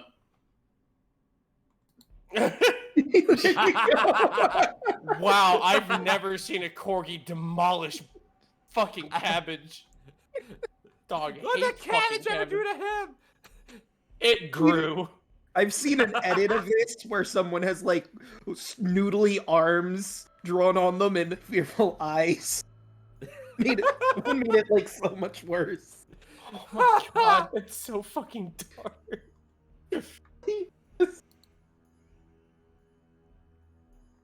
Alright, well, we can wait till we get to Shigambi's tomb, but still, we're gonna end up with three blessings and 3 gods that we're gonna need to pick from. So we'll We'll cross that bridge when we get there. Well, no, we just have one more to fight, though, don't we? We just have Shigambi. Yes. Not Wango, but But they're in the maze. Also points at Tyrant Bane. Oh, Obalaka, right. Yeah. Of course. I'll add. I'll hand the ring off to you. Just put it in the bag. Okay. Just. Boop. I mean, he's an asshole, but I've at least gotten used to Papa Zottle. Better conquest, better planning, Papa Zottle. Well, I never. As you hear Papa Zottle in your mind, First Pretty time for content with my god. Can I try to get something better than Nang Nang? No offense.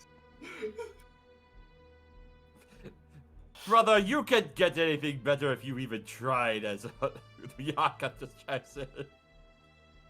You know, Xeno has kind of become the most tragic incarnation of Crash Bandicoot now. Yes. Oh my god, you're right! You're like the most. He has a footing skull following him, but it's a worse Aku Aku. Yes, Crash Bandicoot was a sorcerer. The more you know. You're just gonna The wake funny up. thing There's just is, gonna be like, tons of you fucking mentioned TNT that boxes rabbit, around but here. I was Dun, actually dun. going to. I was gonna joke earlier that as soon as Zeno hit the acid, he turned charcoal black like Spyro. Wow! That was your last words before Root found it. Wow! All right. Well, let's check So- out the secret path. Secret path. Appropriate punishments secret will begin in path. 5, 4. To the left reveals. Oops. And Also- he's Why moving did it? from- not One reveal? second, I might have forgotten to turn off my alerts and only just figured it out when we got raided. Oh, Oh, hey, Brawl Kaiser. Thanks for joining. Hey, buddy. raid. Ah. The irony is, we were talking about it, my raid alert is actually the Emperor's text-to-speech.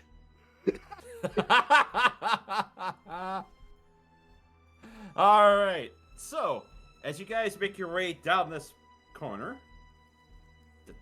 here it is. This room contains a wooden cabinet with a numbered dial at its top set with 2 ornate metal spokes.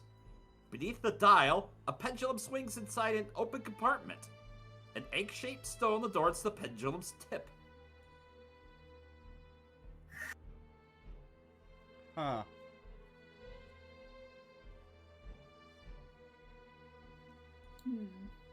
Hmm.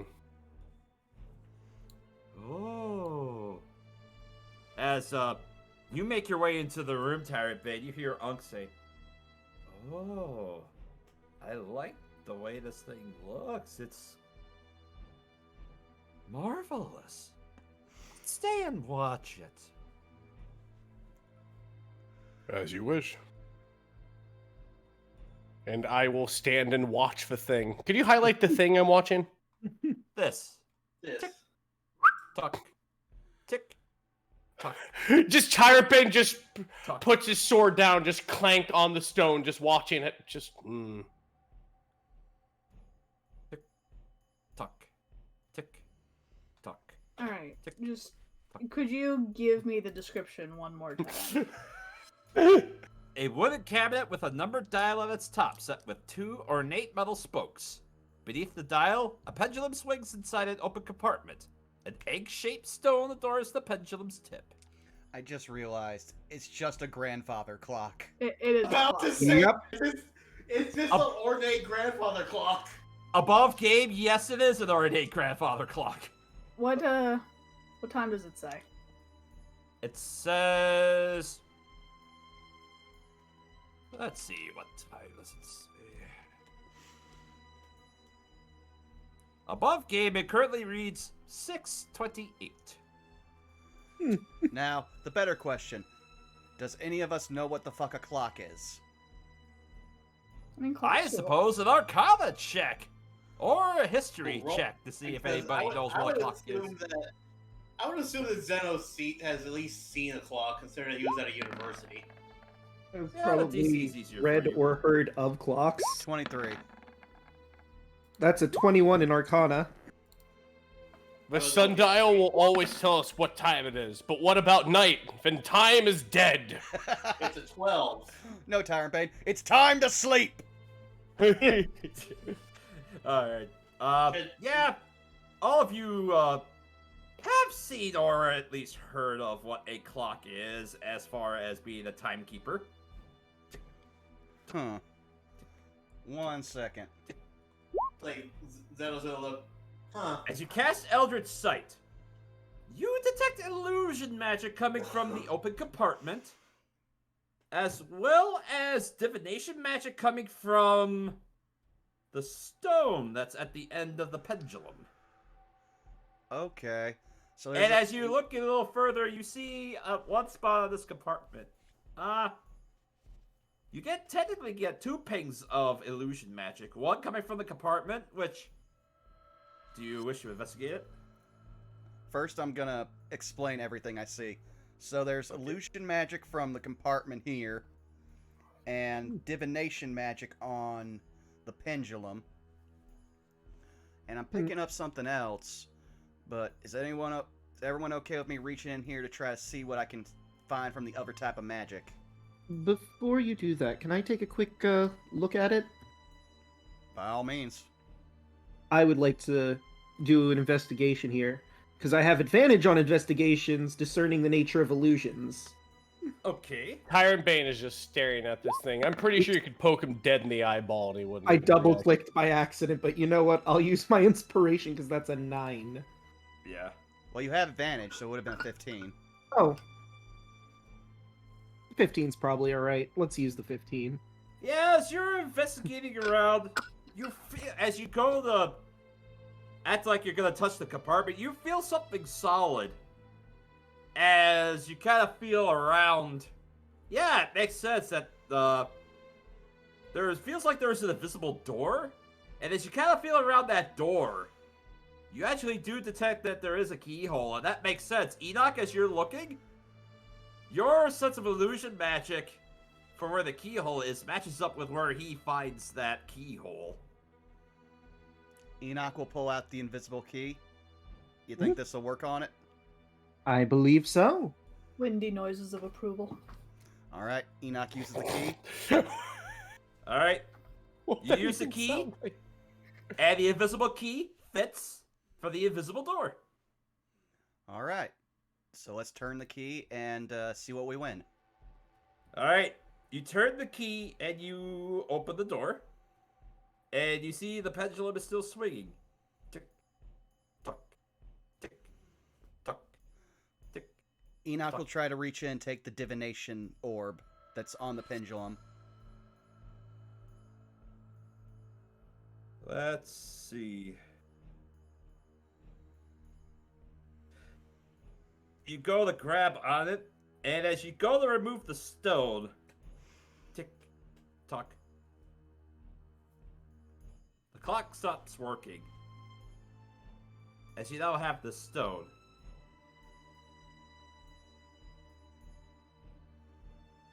Anybody want to roll a history check for me that's proficient? How is my history? No. I can give anybody advantage. Well, I'm we need not proficiency proficient. in it, which I'm pretty sure none of us have. I don't. Nope, I'm not.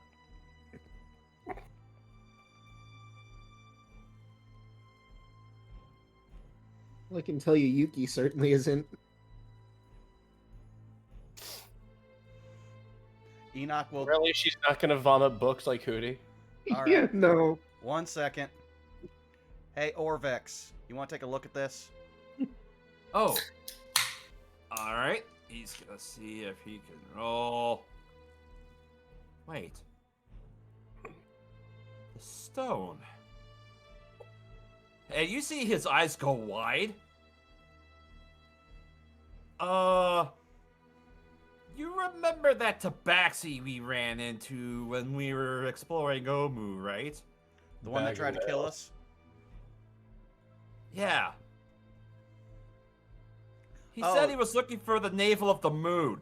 That's what that is, and he points at it.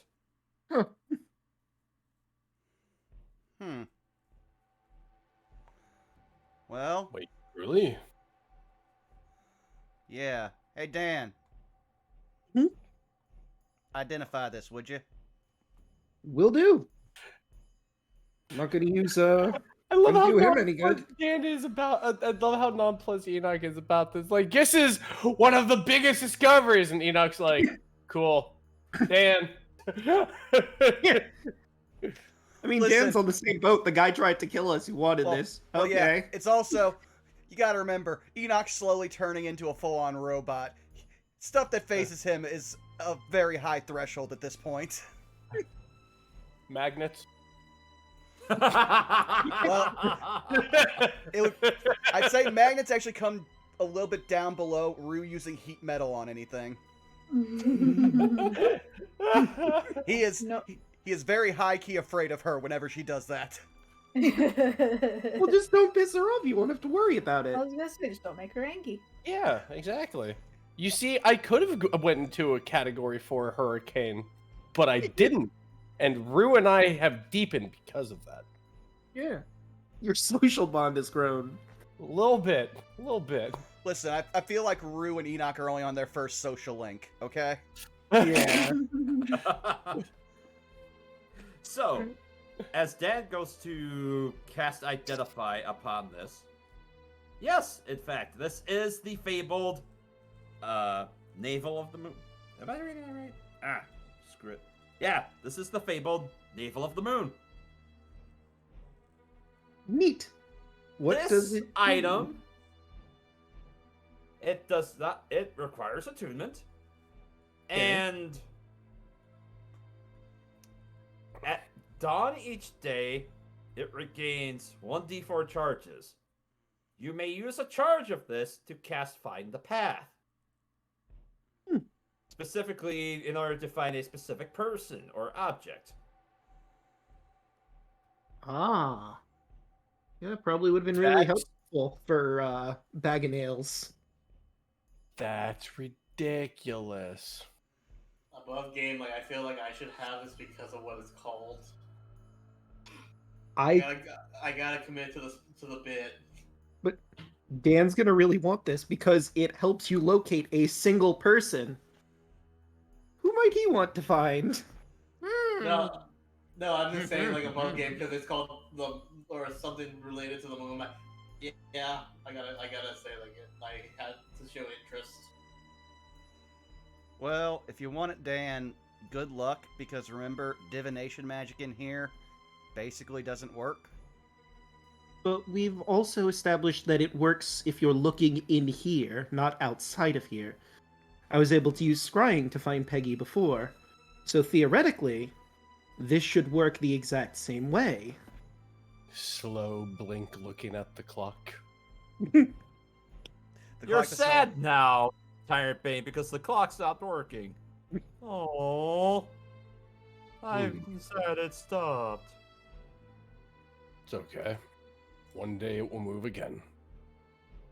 Oh, you're all in your mind. You know, if I remember correctly, all you have to do is wind it back up, and it'll start moving again. Above game, not with this grandfather clock. I think this clock was powered by, and Dan will hold up the navel of the moon. Without it, it's just, knock knock. Actually, just a piece of wood and some metal bits. It's amazing what people can craft. But I'm going to attune to that immediately. which is also good because Tyrant Bay needs to reattune to all of his items aside from Yeah. the ring. Yep. And I will add that into my inventory. It Apophis was, Mace, the Flame Tongue Longsword, those two. This also allows me to bring up something I wanted to bring up, but first, gotta ask Caitlin. So, Caitlin, you know how Wick had those bracers of defense? I think you should get first dibs on those, but if Rue doesn't want them, I would definitely like them. Wait, there were also bracers in the salt pile, wasn't there? Yeah, there was bracers and yes. a goopy scintillating robe. Yes, Yeah, above I haven't game. identified all that yet. I was gonna say, yeah, if you wish to inside the sarcophagus, there are 10 opalescent bracers that were made from the shell of a flail snail. They're each worth 75 gold pieces. And when Dan takes the time to cast Identify, that is a robe of scintillating colors. What does that do? What does it do? Robe of. I believe it gives you the ability to cast either Color Spray or Hypnotic Pattern, but that's just off the top of my head. This robe has 3 charges, and it regains 1d3 expended charges daily at dawn. While you wear it, you can use an action and expend 1 charge to cause the garment to display a shifting pattern of dazzling hues until the end of your next turn. During this time, the robe sheds bright light in a 30-foot radius and dim light for an additional 30 feet. Creatures that can see you have disadvantage on attack rolls against you. In addition, any creature in the bright light that can see you when the robe's power is activated must succeed on a DC 15 Wisdom saving throw or become stunned until the effect ends. So, So it works the same as the flail snail light.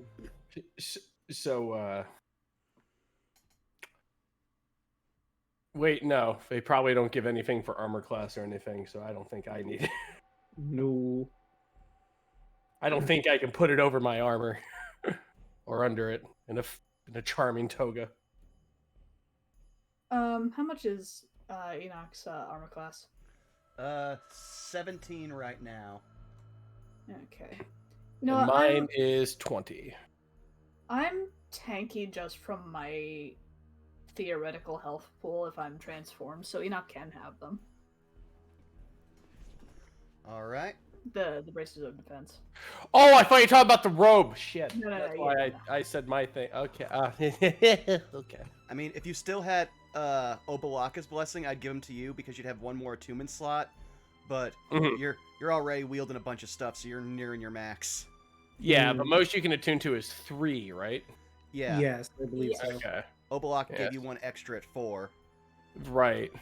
I don't think I'm attuned to anything at the moment. Yeah, the only thing I'm attuned to is the Amulet of Health. Yeah, and I actually can't wear armor because of Monk. All right, then I'll add the Bracers of Defense. Thank you. Yes. Okay. So that was just a robe, right? Mm-hmm. So I think Let's see. strictly speaking, that would work for either Dan, Zeno, or Rue. So, let me see how many things I'm attuned to. I'm attuned to the Staff of the Python. If I attune to the Navel, then I have that. And does my broom count against? I don't believe your Attunement? broom does. Okay, so I think I have one open slot, so I could take the robe. I am technically not attuned to anything. I wonder if you can do that dazzling thing if you're a bear, because then I can imagine a Technicolor Dream Bear, and it's just like, or I like mean, the Care Bears from the 90s cartoon with the Care It would Bears be there. awfully nice to stun somebody and then, wail on them. Mollywop them. Oh, wait, if God, that would be fun. Zeno's not attuned to anything, I feel like he should have the robe. Yeah. Makes I mean, sense. I'm not either. Yeah. but yeah. How many things are all of us attuned to right now? Because I know with the sword and the mace I have 2. I've got nothing. You got nothing. Dan got 2? Yeah, I have the Staff of the Python and the Navel of the Moon, if I attune to that right now, which I'm gonna. If I And, can use it. and Enoch, you got... The The amulet. Amulet of Health and the Bracers. Okay, so you have 2. Okay, so we got... All right, so we got Rue and Zeno working on nothing, so we should probably spread the love around there. Mm-hmm. Because I had a cool staff that turned me into a goat, but y'all didn't like that. I mean, I had to firmly grasp you. Where are you gonna find grass in this part of town? to be We fair, need you to haven't go tried to at wield it. it since you removed the curse. The best you got is mold here. No, you you know really what? want to eat mold? I take it back. I have one thing. I have the Ghost Lantern. That does require attunement. Right. Oh, okay. Yes, that's right. That's right. The alchemy jug doesn't require attunement, right? I don't think Correct. it does. Nope, just requires an elevated blood alcohol content. Good, good. Listen, give me a day and then I can use it.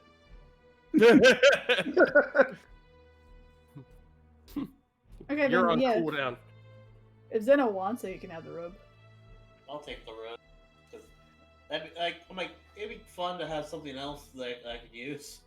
And if something gets all up in your business, you have a way to get out of it. So You have a solar flare. you can turn yourself into a little stormy flashbang. There you go. Just remember, it's a I like it. 30-foot radius, and that's basically all of us. That's why we nerfed darkness. Yeah. You nerfed the darkness? It had to be nerfed. It was I think problematic. wasn't darkness originally like 80 feet or something like that? No, it was 30, but it was a 30-foot radius. Yeah, which yeah, So we changed 60 it to a feet 30 diameter. foot It more diameter. often than not took up the entire room. Yeah. Yeah, That's that why puts you it in more playtest. of line with the actual darkness spell, because that's a 15-foot radius, 30-foot diameter. Now that we think about it. Yeah. Mm. So So, everyone, as you're spending your time taking care of all the attunements and item divvies, once that's all said and done, where do you wish to go from here? Well, I know what okay, Dan can wants you to send do. me the robe? Where is I gonna have? Oh, I have it on my list. Here, let me go could I- ahead and add that to your items as well, Zeno. Let's Could I see. also get the Navel of the Moon just so I have it? Yeah. So, 'cause And I'm to probably be gonna fair, forget. I'm above the table. I'll have to add that as a custom item for later because they don't really Gotcha. have that listed in here. But I really want to play off the idea of having that as a, an item to fight someone with it. So once I get that Yeah. custom, I'll be able to add that to you later. Okay. Alright, so in character, like Zeno is going to take off his jacket, and you're gonna see him very carefully, like fold it up, like really nice, like as nice and neat as he can, and look over at Enoch. Can I put this in the bag? Yeah, sure. It's my favorite jacket. I've had that thing for over 6 years. I'm going on 7 now, isn't it? Oh, okay. While Zeno's getting adjusted, Dan is staring at the navel of the moon with a smile on his face. Am I ready? So that thing can tell you exactly where Granny Rags is, huh? Yes. It can tell us exactly how we can get directly to Peggy. And then, well, I think you're ready. Well, I think I should elaborate since I still have that charm that lets me do something similar. It takes you to the fastest way possible. It doesn't mean the safest.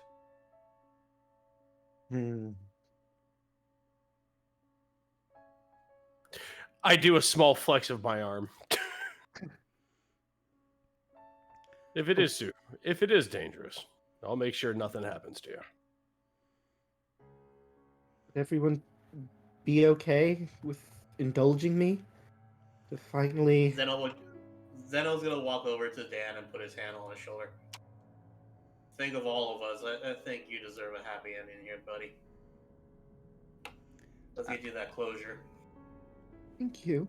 I mean, while you do that, I'm going to work on building us a bridge out of here. Since it's going to take an hour to attune to this thing, I'm going to cast Fabricate and take all of these bones and turn them into floor tiles to cover the acid trap. Ah, yeah, good old bone bridge. Hey, listen, That high reminds me. on vitamin D. Okay. Dude, that's metal. Okay. Please say that when we walk across them, it sounds like a xylophone. Well, Sure. spooky, scary skeleton just suddenly starts playing while you walk across. Happy Halloween, everybody. I don't think we're gonna be it's gonna be after Halloween the next time we see each other anyway. So fuck it, why not? I think you accidentally made that a handout, Milla. That's 'cause it Yeah. popped up right up on my screen. I just wanted to click and drag it in there. But no. Well, we see it now. There you go. Right, so Dan is going to focus on the navel after attuning and look for Peggy with it. All right. Let's see. There's a-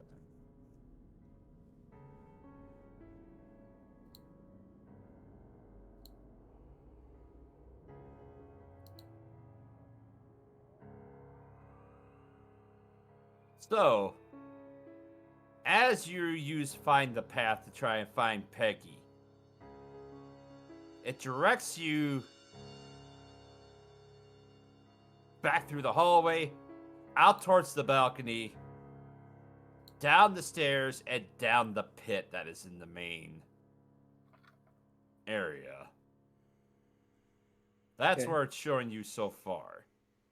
Does it like make a path like for lack of a better term, like in Dead Space when Isaac like puts his hand out and the light blue path comes up? Is it Oh, like yeah. that? Mentally, yeah, it shows you that. Okay. So no one else can see it. Only I can see like well, because it's Navel of the Moon, let's say it's a white path. Mm-hmm. Okay. Then we'll turn to everyone and it seems like it's going down into the pit in the room with the balcony.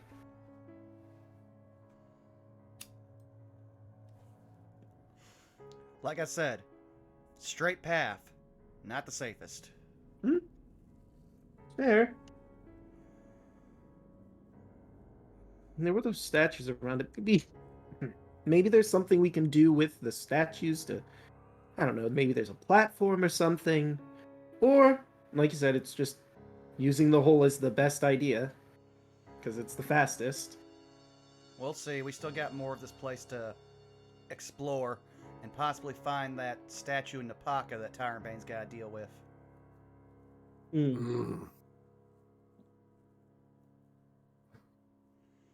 Also, I made a bridge. Enoch jazz hands at it. Just deadpan jazz hands. Ta-da. Oh god, you're just Rogel Dorning this, I just realized. Gently floats over it. Whew.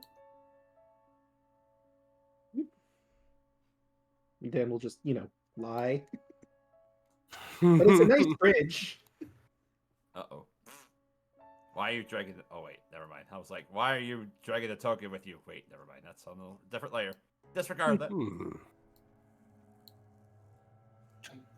I thought of Vinny from the last Lost Empire. Look, I made a bridge, and it only took me like 10 seconds. 12 tops.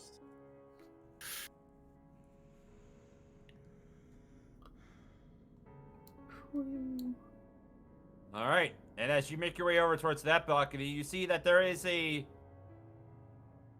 passage that continues down this way. Head to the T intersection. You see this set of stairs that goes up to the next floor. And then you have the stairs on the other side that go down to the floor where the pit is, where you hear that constant grinding and mechanical noise.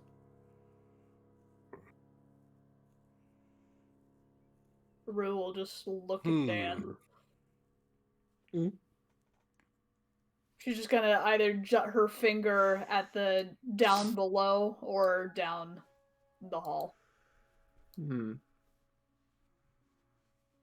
a good question. I mean, I'd like to look down the pit if at all possible, but we might be able to find safer ways. Then, plus, we don't know if you might trigger a trap that could, like, basically separate us and or just kill you. Yeah. But if we're going for what's around here, do we want to go that way or down this narrow hallway first? I'd say the narrow hallway, most just because we still got one last tomb to find. It's true. We're missing one eye from the room above for the beholder, right? Yes, but we also elected that we don't want to fight that giant horrible thing, if possible. Right. Well, I suppose just thinking out loud that that's still something that we might stumble upon. Not that I want to go back there, it's just listing priorities. Okay, well, sounds like we're going to explore down here. All right. As you make your way down to the hallway, the passage veers off to the left and to the right.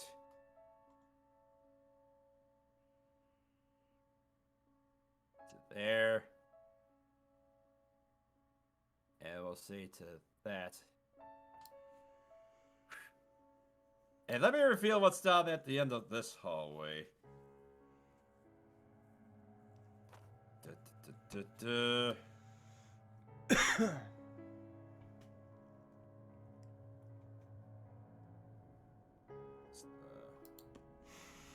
Well, I have a question. Is the path just, like, passively going, or do I need to concentrate on it?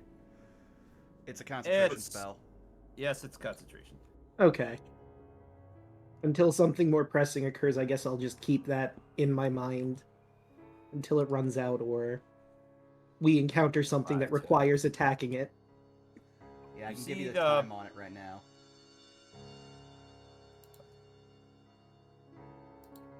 Up to a day. Oh! So, as you're looking down this hallway, you see at the end, this dusty room is 15 feet square and empty, except for an ornate rectangular mirror mounted on the wall opposite the room's only exit.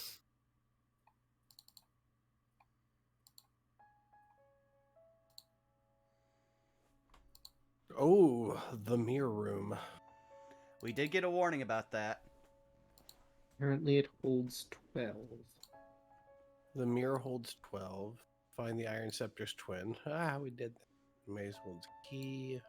Got that. We're progressing backwards, in order backwards. The army sleeps in silence. Not anymore, they don't. Room as you make your way to right here. Before that happens, though, let me get back a little bit. Rue, I need you to make a wisdom saving throw. Or no, a charisma saving throw. You get a +4 to it. Okay. Blessed be the cow. Sure is unfortunate that I'm not very good at those, but You got +4 to it, so it's not bad. It's 11. Actually, you know what? I'll use my inspiration. Okay. Dirty 20. You feel yourself as though your form begins to dissolve and fade for a second, but as you stand your ground, you realize, oh, it felt like you were getting sucked into something for a second there.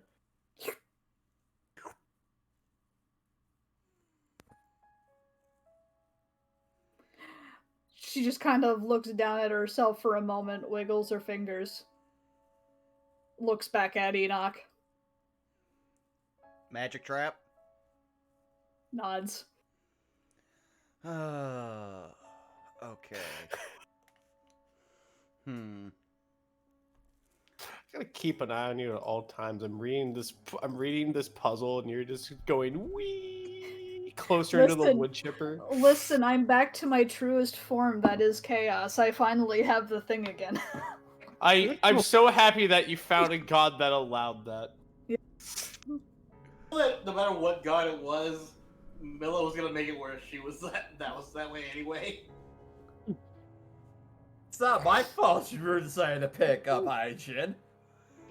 Yeah, Aijin literally is canonically the reckless one. Now let's see here.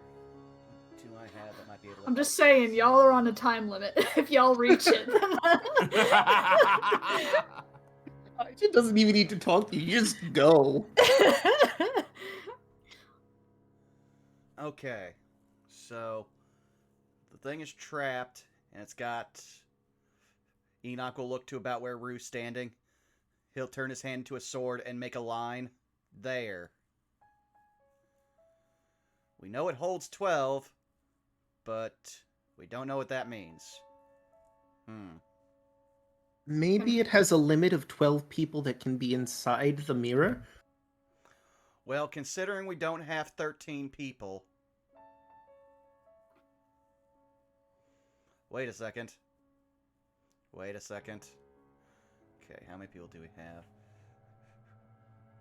Hey. Let me see. Oh, yeah. Well then. Enoch will reach into his pack, and he'll take out his arrowheads again. I can make 10 of these. Now I just need to find 2 more things to see what happens.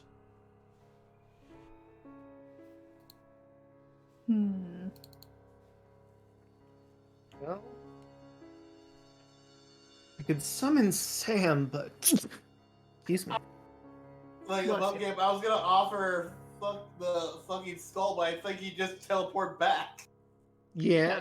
That would actually be funny. Rue will just take out her little coin purse and she'll put like 2 silver pieces into Enoch's hand.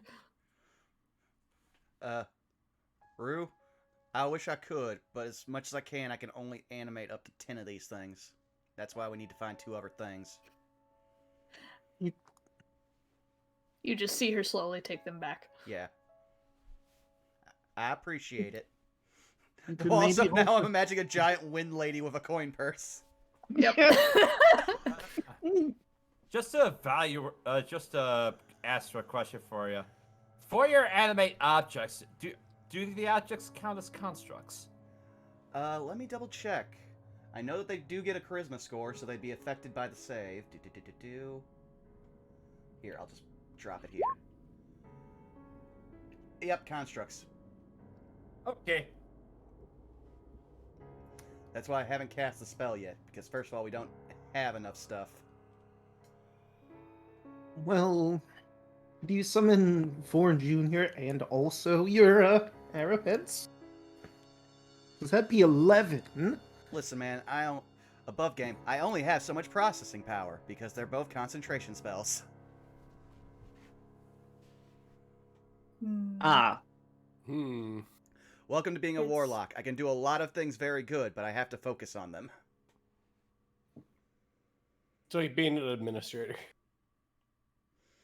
Well, if we count, I don't want to suggest it unless she feels up to it, but Yuki I can always theoretically just poof back. It'll just take some time. Sam is big and this is a very narrow hallway. I don't know if he'll fit, much less be affected by the mirror, but we could try. Enoch gestures at Giant Rue. The exact same size category as your snake. But she's also wind right now. So, like, she can change her shape and whatnot. And the snake is a long tube. Maybe. A long tube. A snake is a long tube. There's the Guys, line. we have There's- our quote of the week. Yes, that's our quote for the night. Actually, am I that's our wrong? raid- That's our raid message, no matter who we do. You know, Just Bev say told that. Bev told me once that a snake is just a rope that thinks. It's a danger noodle. Accurate. I Danger prefer- noodle thinking rope. I prefer Long nope tube. rope. Yeah, that's a good one too. Mhm. Okay. Oh, yeah. I mean, it's the best we can do right now. Unless you want to volunteer to try walking up past this line. Well, Yuki, do you feel up to testing a mirror? I mean, I don't want to, but... Oh. Okay, I guess I will. 5, 10. Pitter patter, pitter patter. As she takes a few steps forward, she's going to... Do you want her to resist this, or does you want her to automatically fail? We're experimenting. I guess I'll have her fail. Just moving her out of the way. Say, you see her form just kind of stretch and coalesce as you see her dart into the mirror and vanish. Do we see her in the mirror? Nope. Can I telepathically contact her still? You get no response back. Oh no. Dan is immediately concerned.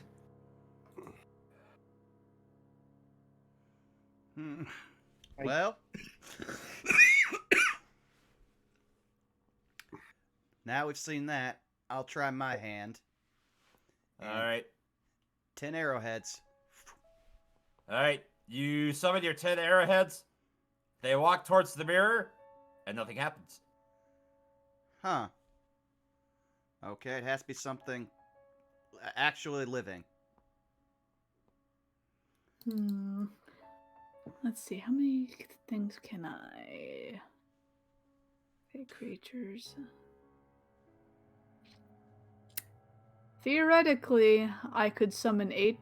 Well, oh, wait a minute, hold on. That'd be... Oh, I Do I like still the have way one this is use of going.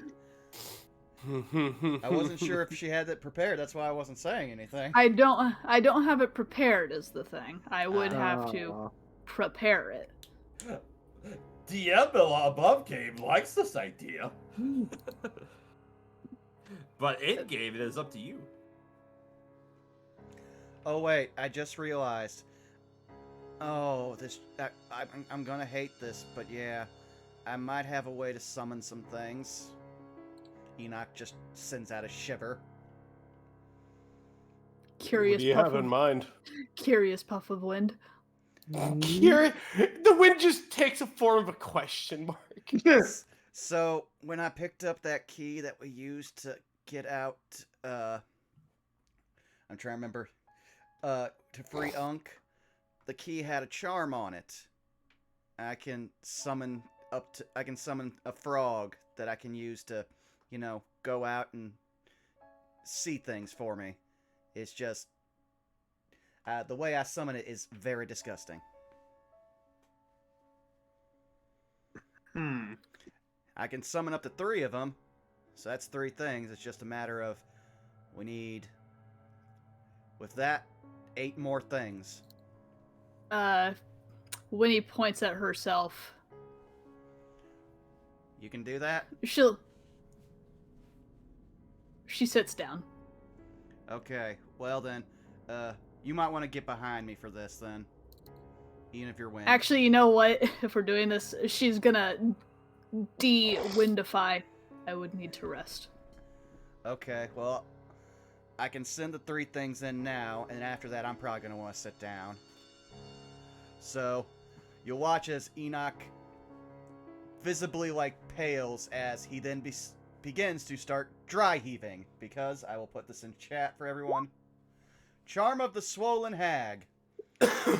I now regurgitate 3 live frogs. Blech. It's horrifying and interesting, and I'll never normally Man, magic's weird. I'm never going to get that taste out of my mouth. Alright, guys. Forward. Ribbit. And I will now immediately remove this from my sheet. Well, actually, we'll see. Alright, so yep, the frogs go ribbit. You see one disappear and fly into the mirror. Ribbit. The second one disappears and hops into the mirror. Ribbit. And as the third one goes to disappear into the mirror. Oh. As the final frog hops into the mirror, you see the mirror shudder and shake. As coalescing out of the mirror, a large form appears. Not good. A large four-winged gargoyle, and it bears its claws at you, and that's where we're gonna end our session for today. All the time I was like, okay, he's about to do the cliffhanger. My dog back, man. Hey, at least you didn't have to vomit frogs. Yeah, but still.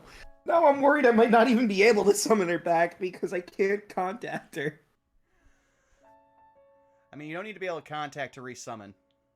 It's just a time sink. True. But yeah, that was fun. Yeah. It was.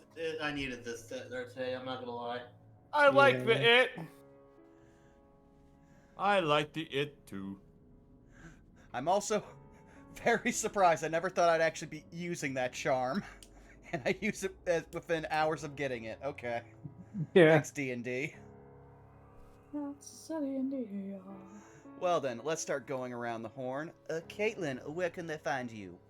Yella, I'm Caitlin C37. You can find me on Twitch and Twitter, Caitlin C37, where I do art. Commissions are open, so if y'all want any paintings, you can just find all my information there.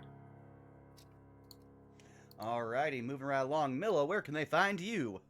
Well, when you can't find me DMing for this lovely batch of nerds I am very fortunate to have as players, you can catch me on Twitter at MillaNinjaNerd, and occasionally when I stream at twitch.tv/MillaNinja.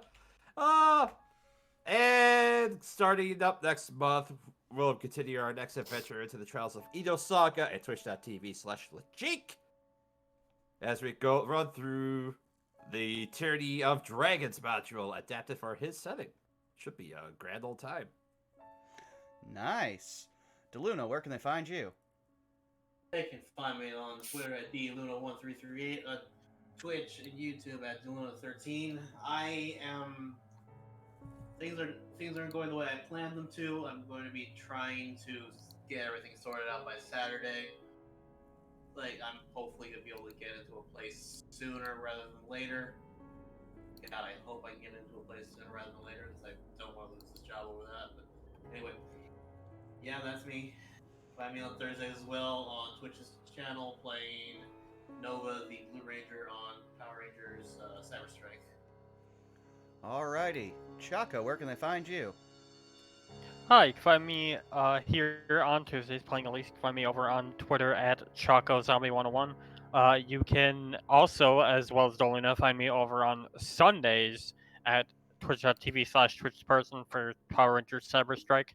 Unfortunately, we've been on a bit of a hiatus the last couple of weeks due to scheduling conflicts, aka my work. But hopefully soon we should be able to come back and give you more Power Ranger goodness. Low, but why? Well, Why? that sounds lovely. Next up, Dan, where can they find you? Hey everyone, you can find me on YouTube as Draco Magnius. I upload my VODs there. You can find me on Twitter at DMagnius, and you can find me here on Twitch at Draco_Magnius. I stream Wednesday, Thursday, and Saturday at 10 p.m. East Standard Time. On Wednesdays, we play Skyward Sword. I'm going into the Lanayru Desert to complete the next Silent Trial, and also begin one of my favorite dungeons in the game. Or, I guess it's the area outside the dungeon that I like the most. The dungeon itself's pretty cool too, though. On Thursday, we're doing AI the Somnium Files. Lots been going on in the investigation. We've been dragging around a teenage girl as a date, air quote, after introducing her to a Yakuza man and continuing the investigation. It's not a great date. We're going to be heading to a bar to end the night off, I guess. Because we got to get some more information from a guy who might know where her boss is. And lastly, Dragon Quest XI on Saturday. I honestly thought I was going to finish it last stream, but then I learned there was a new thing to be done. It's kind of a dungeon, but not really. And I got wishes granted, and I had to take care of that. But next Saturday, though, we're probably definitely finishing Dragon Quest XI. I'm running out of side stuff to do. I have to do the plot. I can really feel it. Yeah. I got a good feeling, guys. Well then, Rabbit, where can they find you? Hey, what's up? My name's Rabbit. You can find me on Twitch and Twitter at Hey Mr. Rabbit. I stream throughout the week. I play horror games, RPGs, and retro games mostly. If that sounds like something you want to see, whether it's like Tormented Souls, or Ultra Kill, or RuneScape, or hell, even Space Invaders or something, come on down to my stream and I'll be sure to entertain you. Alrighty, and you've already found me here at twitch.tv/BurnoutVaughn. You can find me on YouTube and Twitter at BurnoutVaughn, where I'm slowly catching up on the new growing backlog of things I need to update on YouTube. We've got the first of the 2 back-to-back Satire Day streams with Wiley, where we went through Paradise Killer, where, dear lord, I gotta recommend anyone play that game, and I can't spoil anything. It is a trip. It is nothing like any game I've ever played, and it is super fun. Also, damn it, Shinji. Aside from that, we've got Web of Deceit this coming Thursday, where, well, just like in any D&D game, you go into a brothel and you end up walking out with a dead Oni. After that... Isn't that just the way? Yeah! Yeah, that's just how it be sometimes. At least on the upside, all of the girls and guys that work there, not slaves.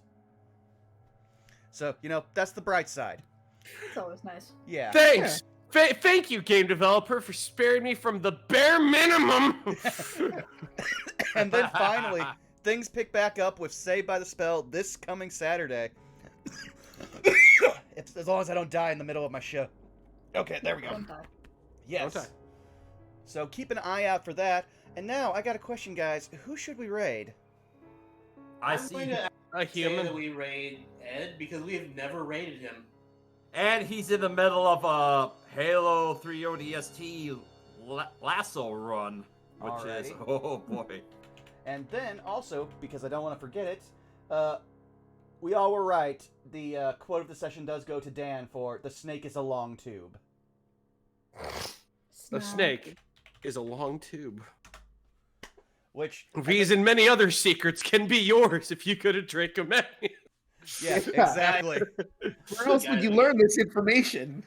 We have to make a snake as a long tube as a raid message. Like that. This has to be the thing we have to Yeah, do. makes sense. Yeah. All right. Well, thank you all. I just want to hear Ed's response to that. Okay. Well, thank you all for coming out. We will see you next week. Goodbye, everybody. Have a good day, everybody!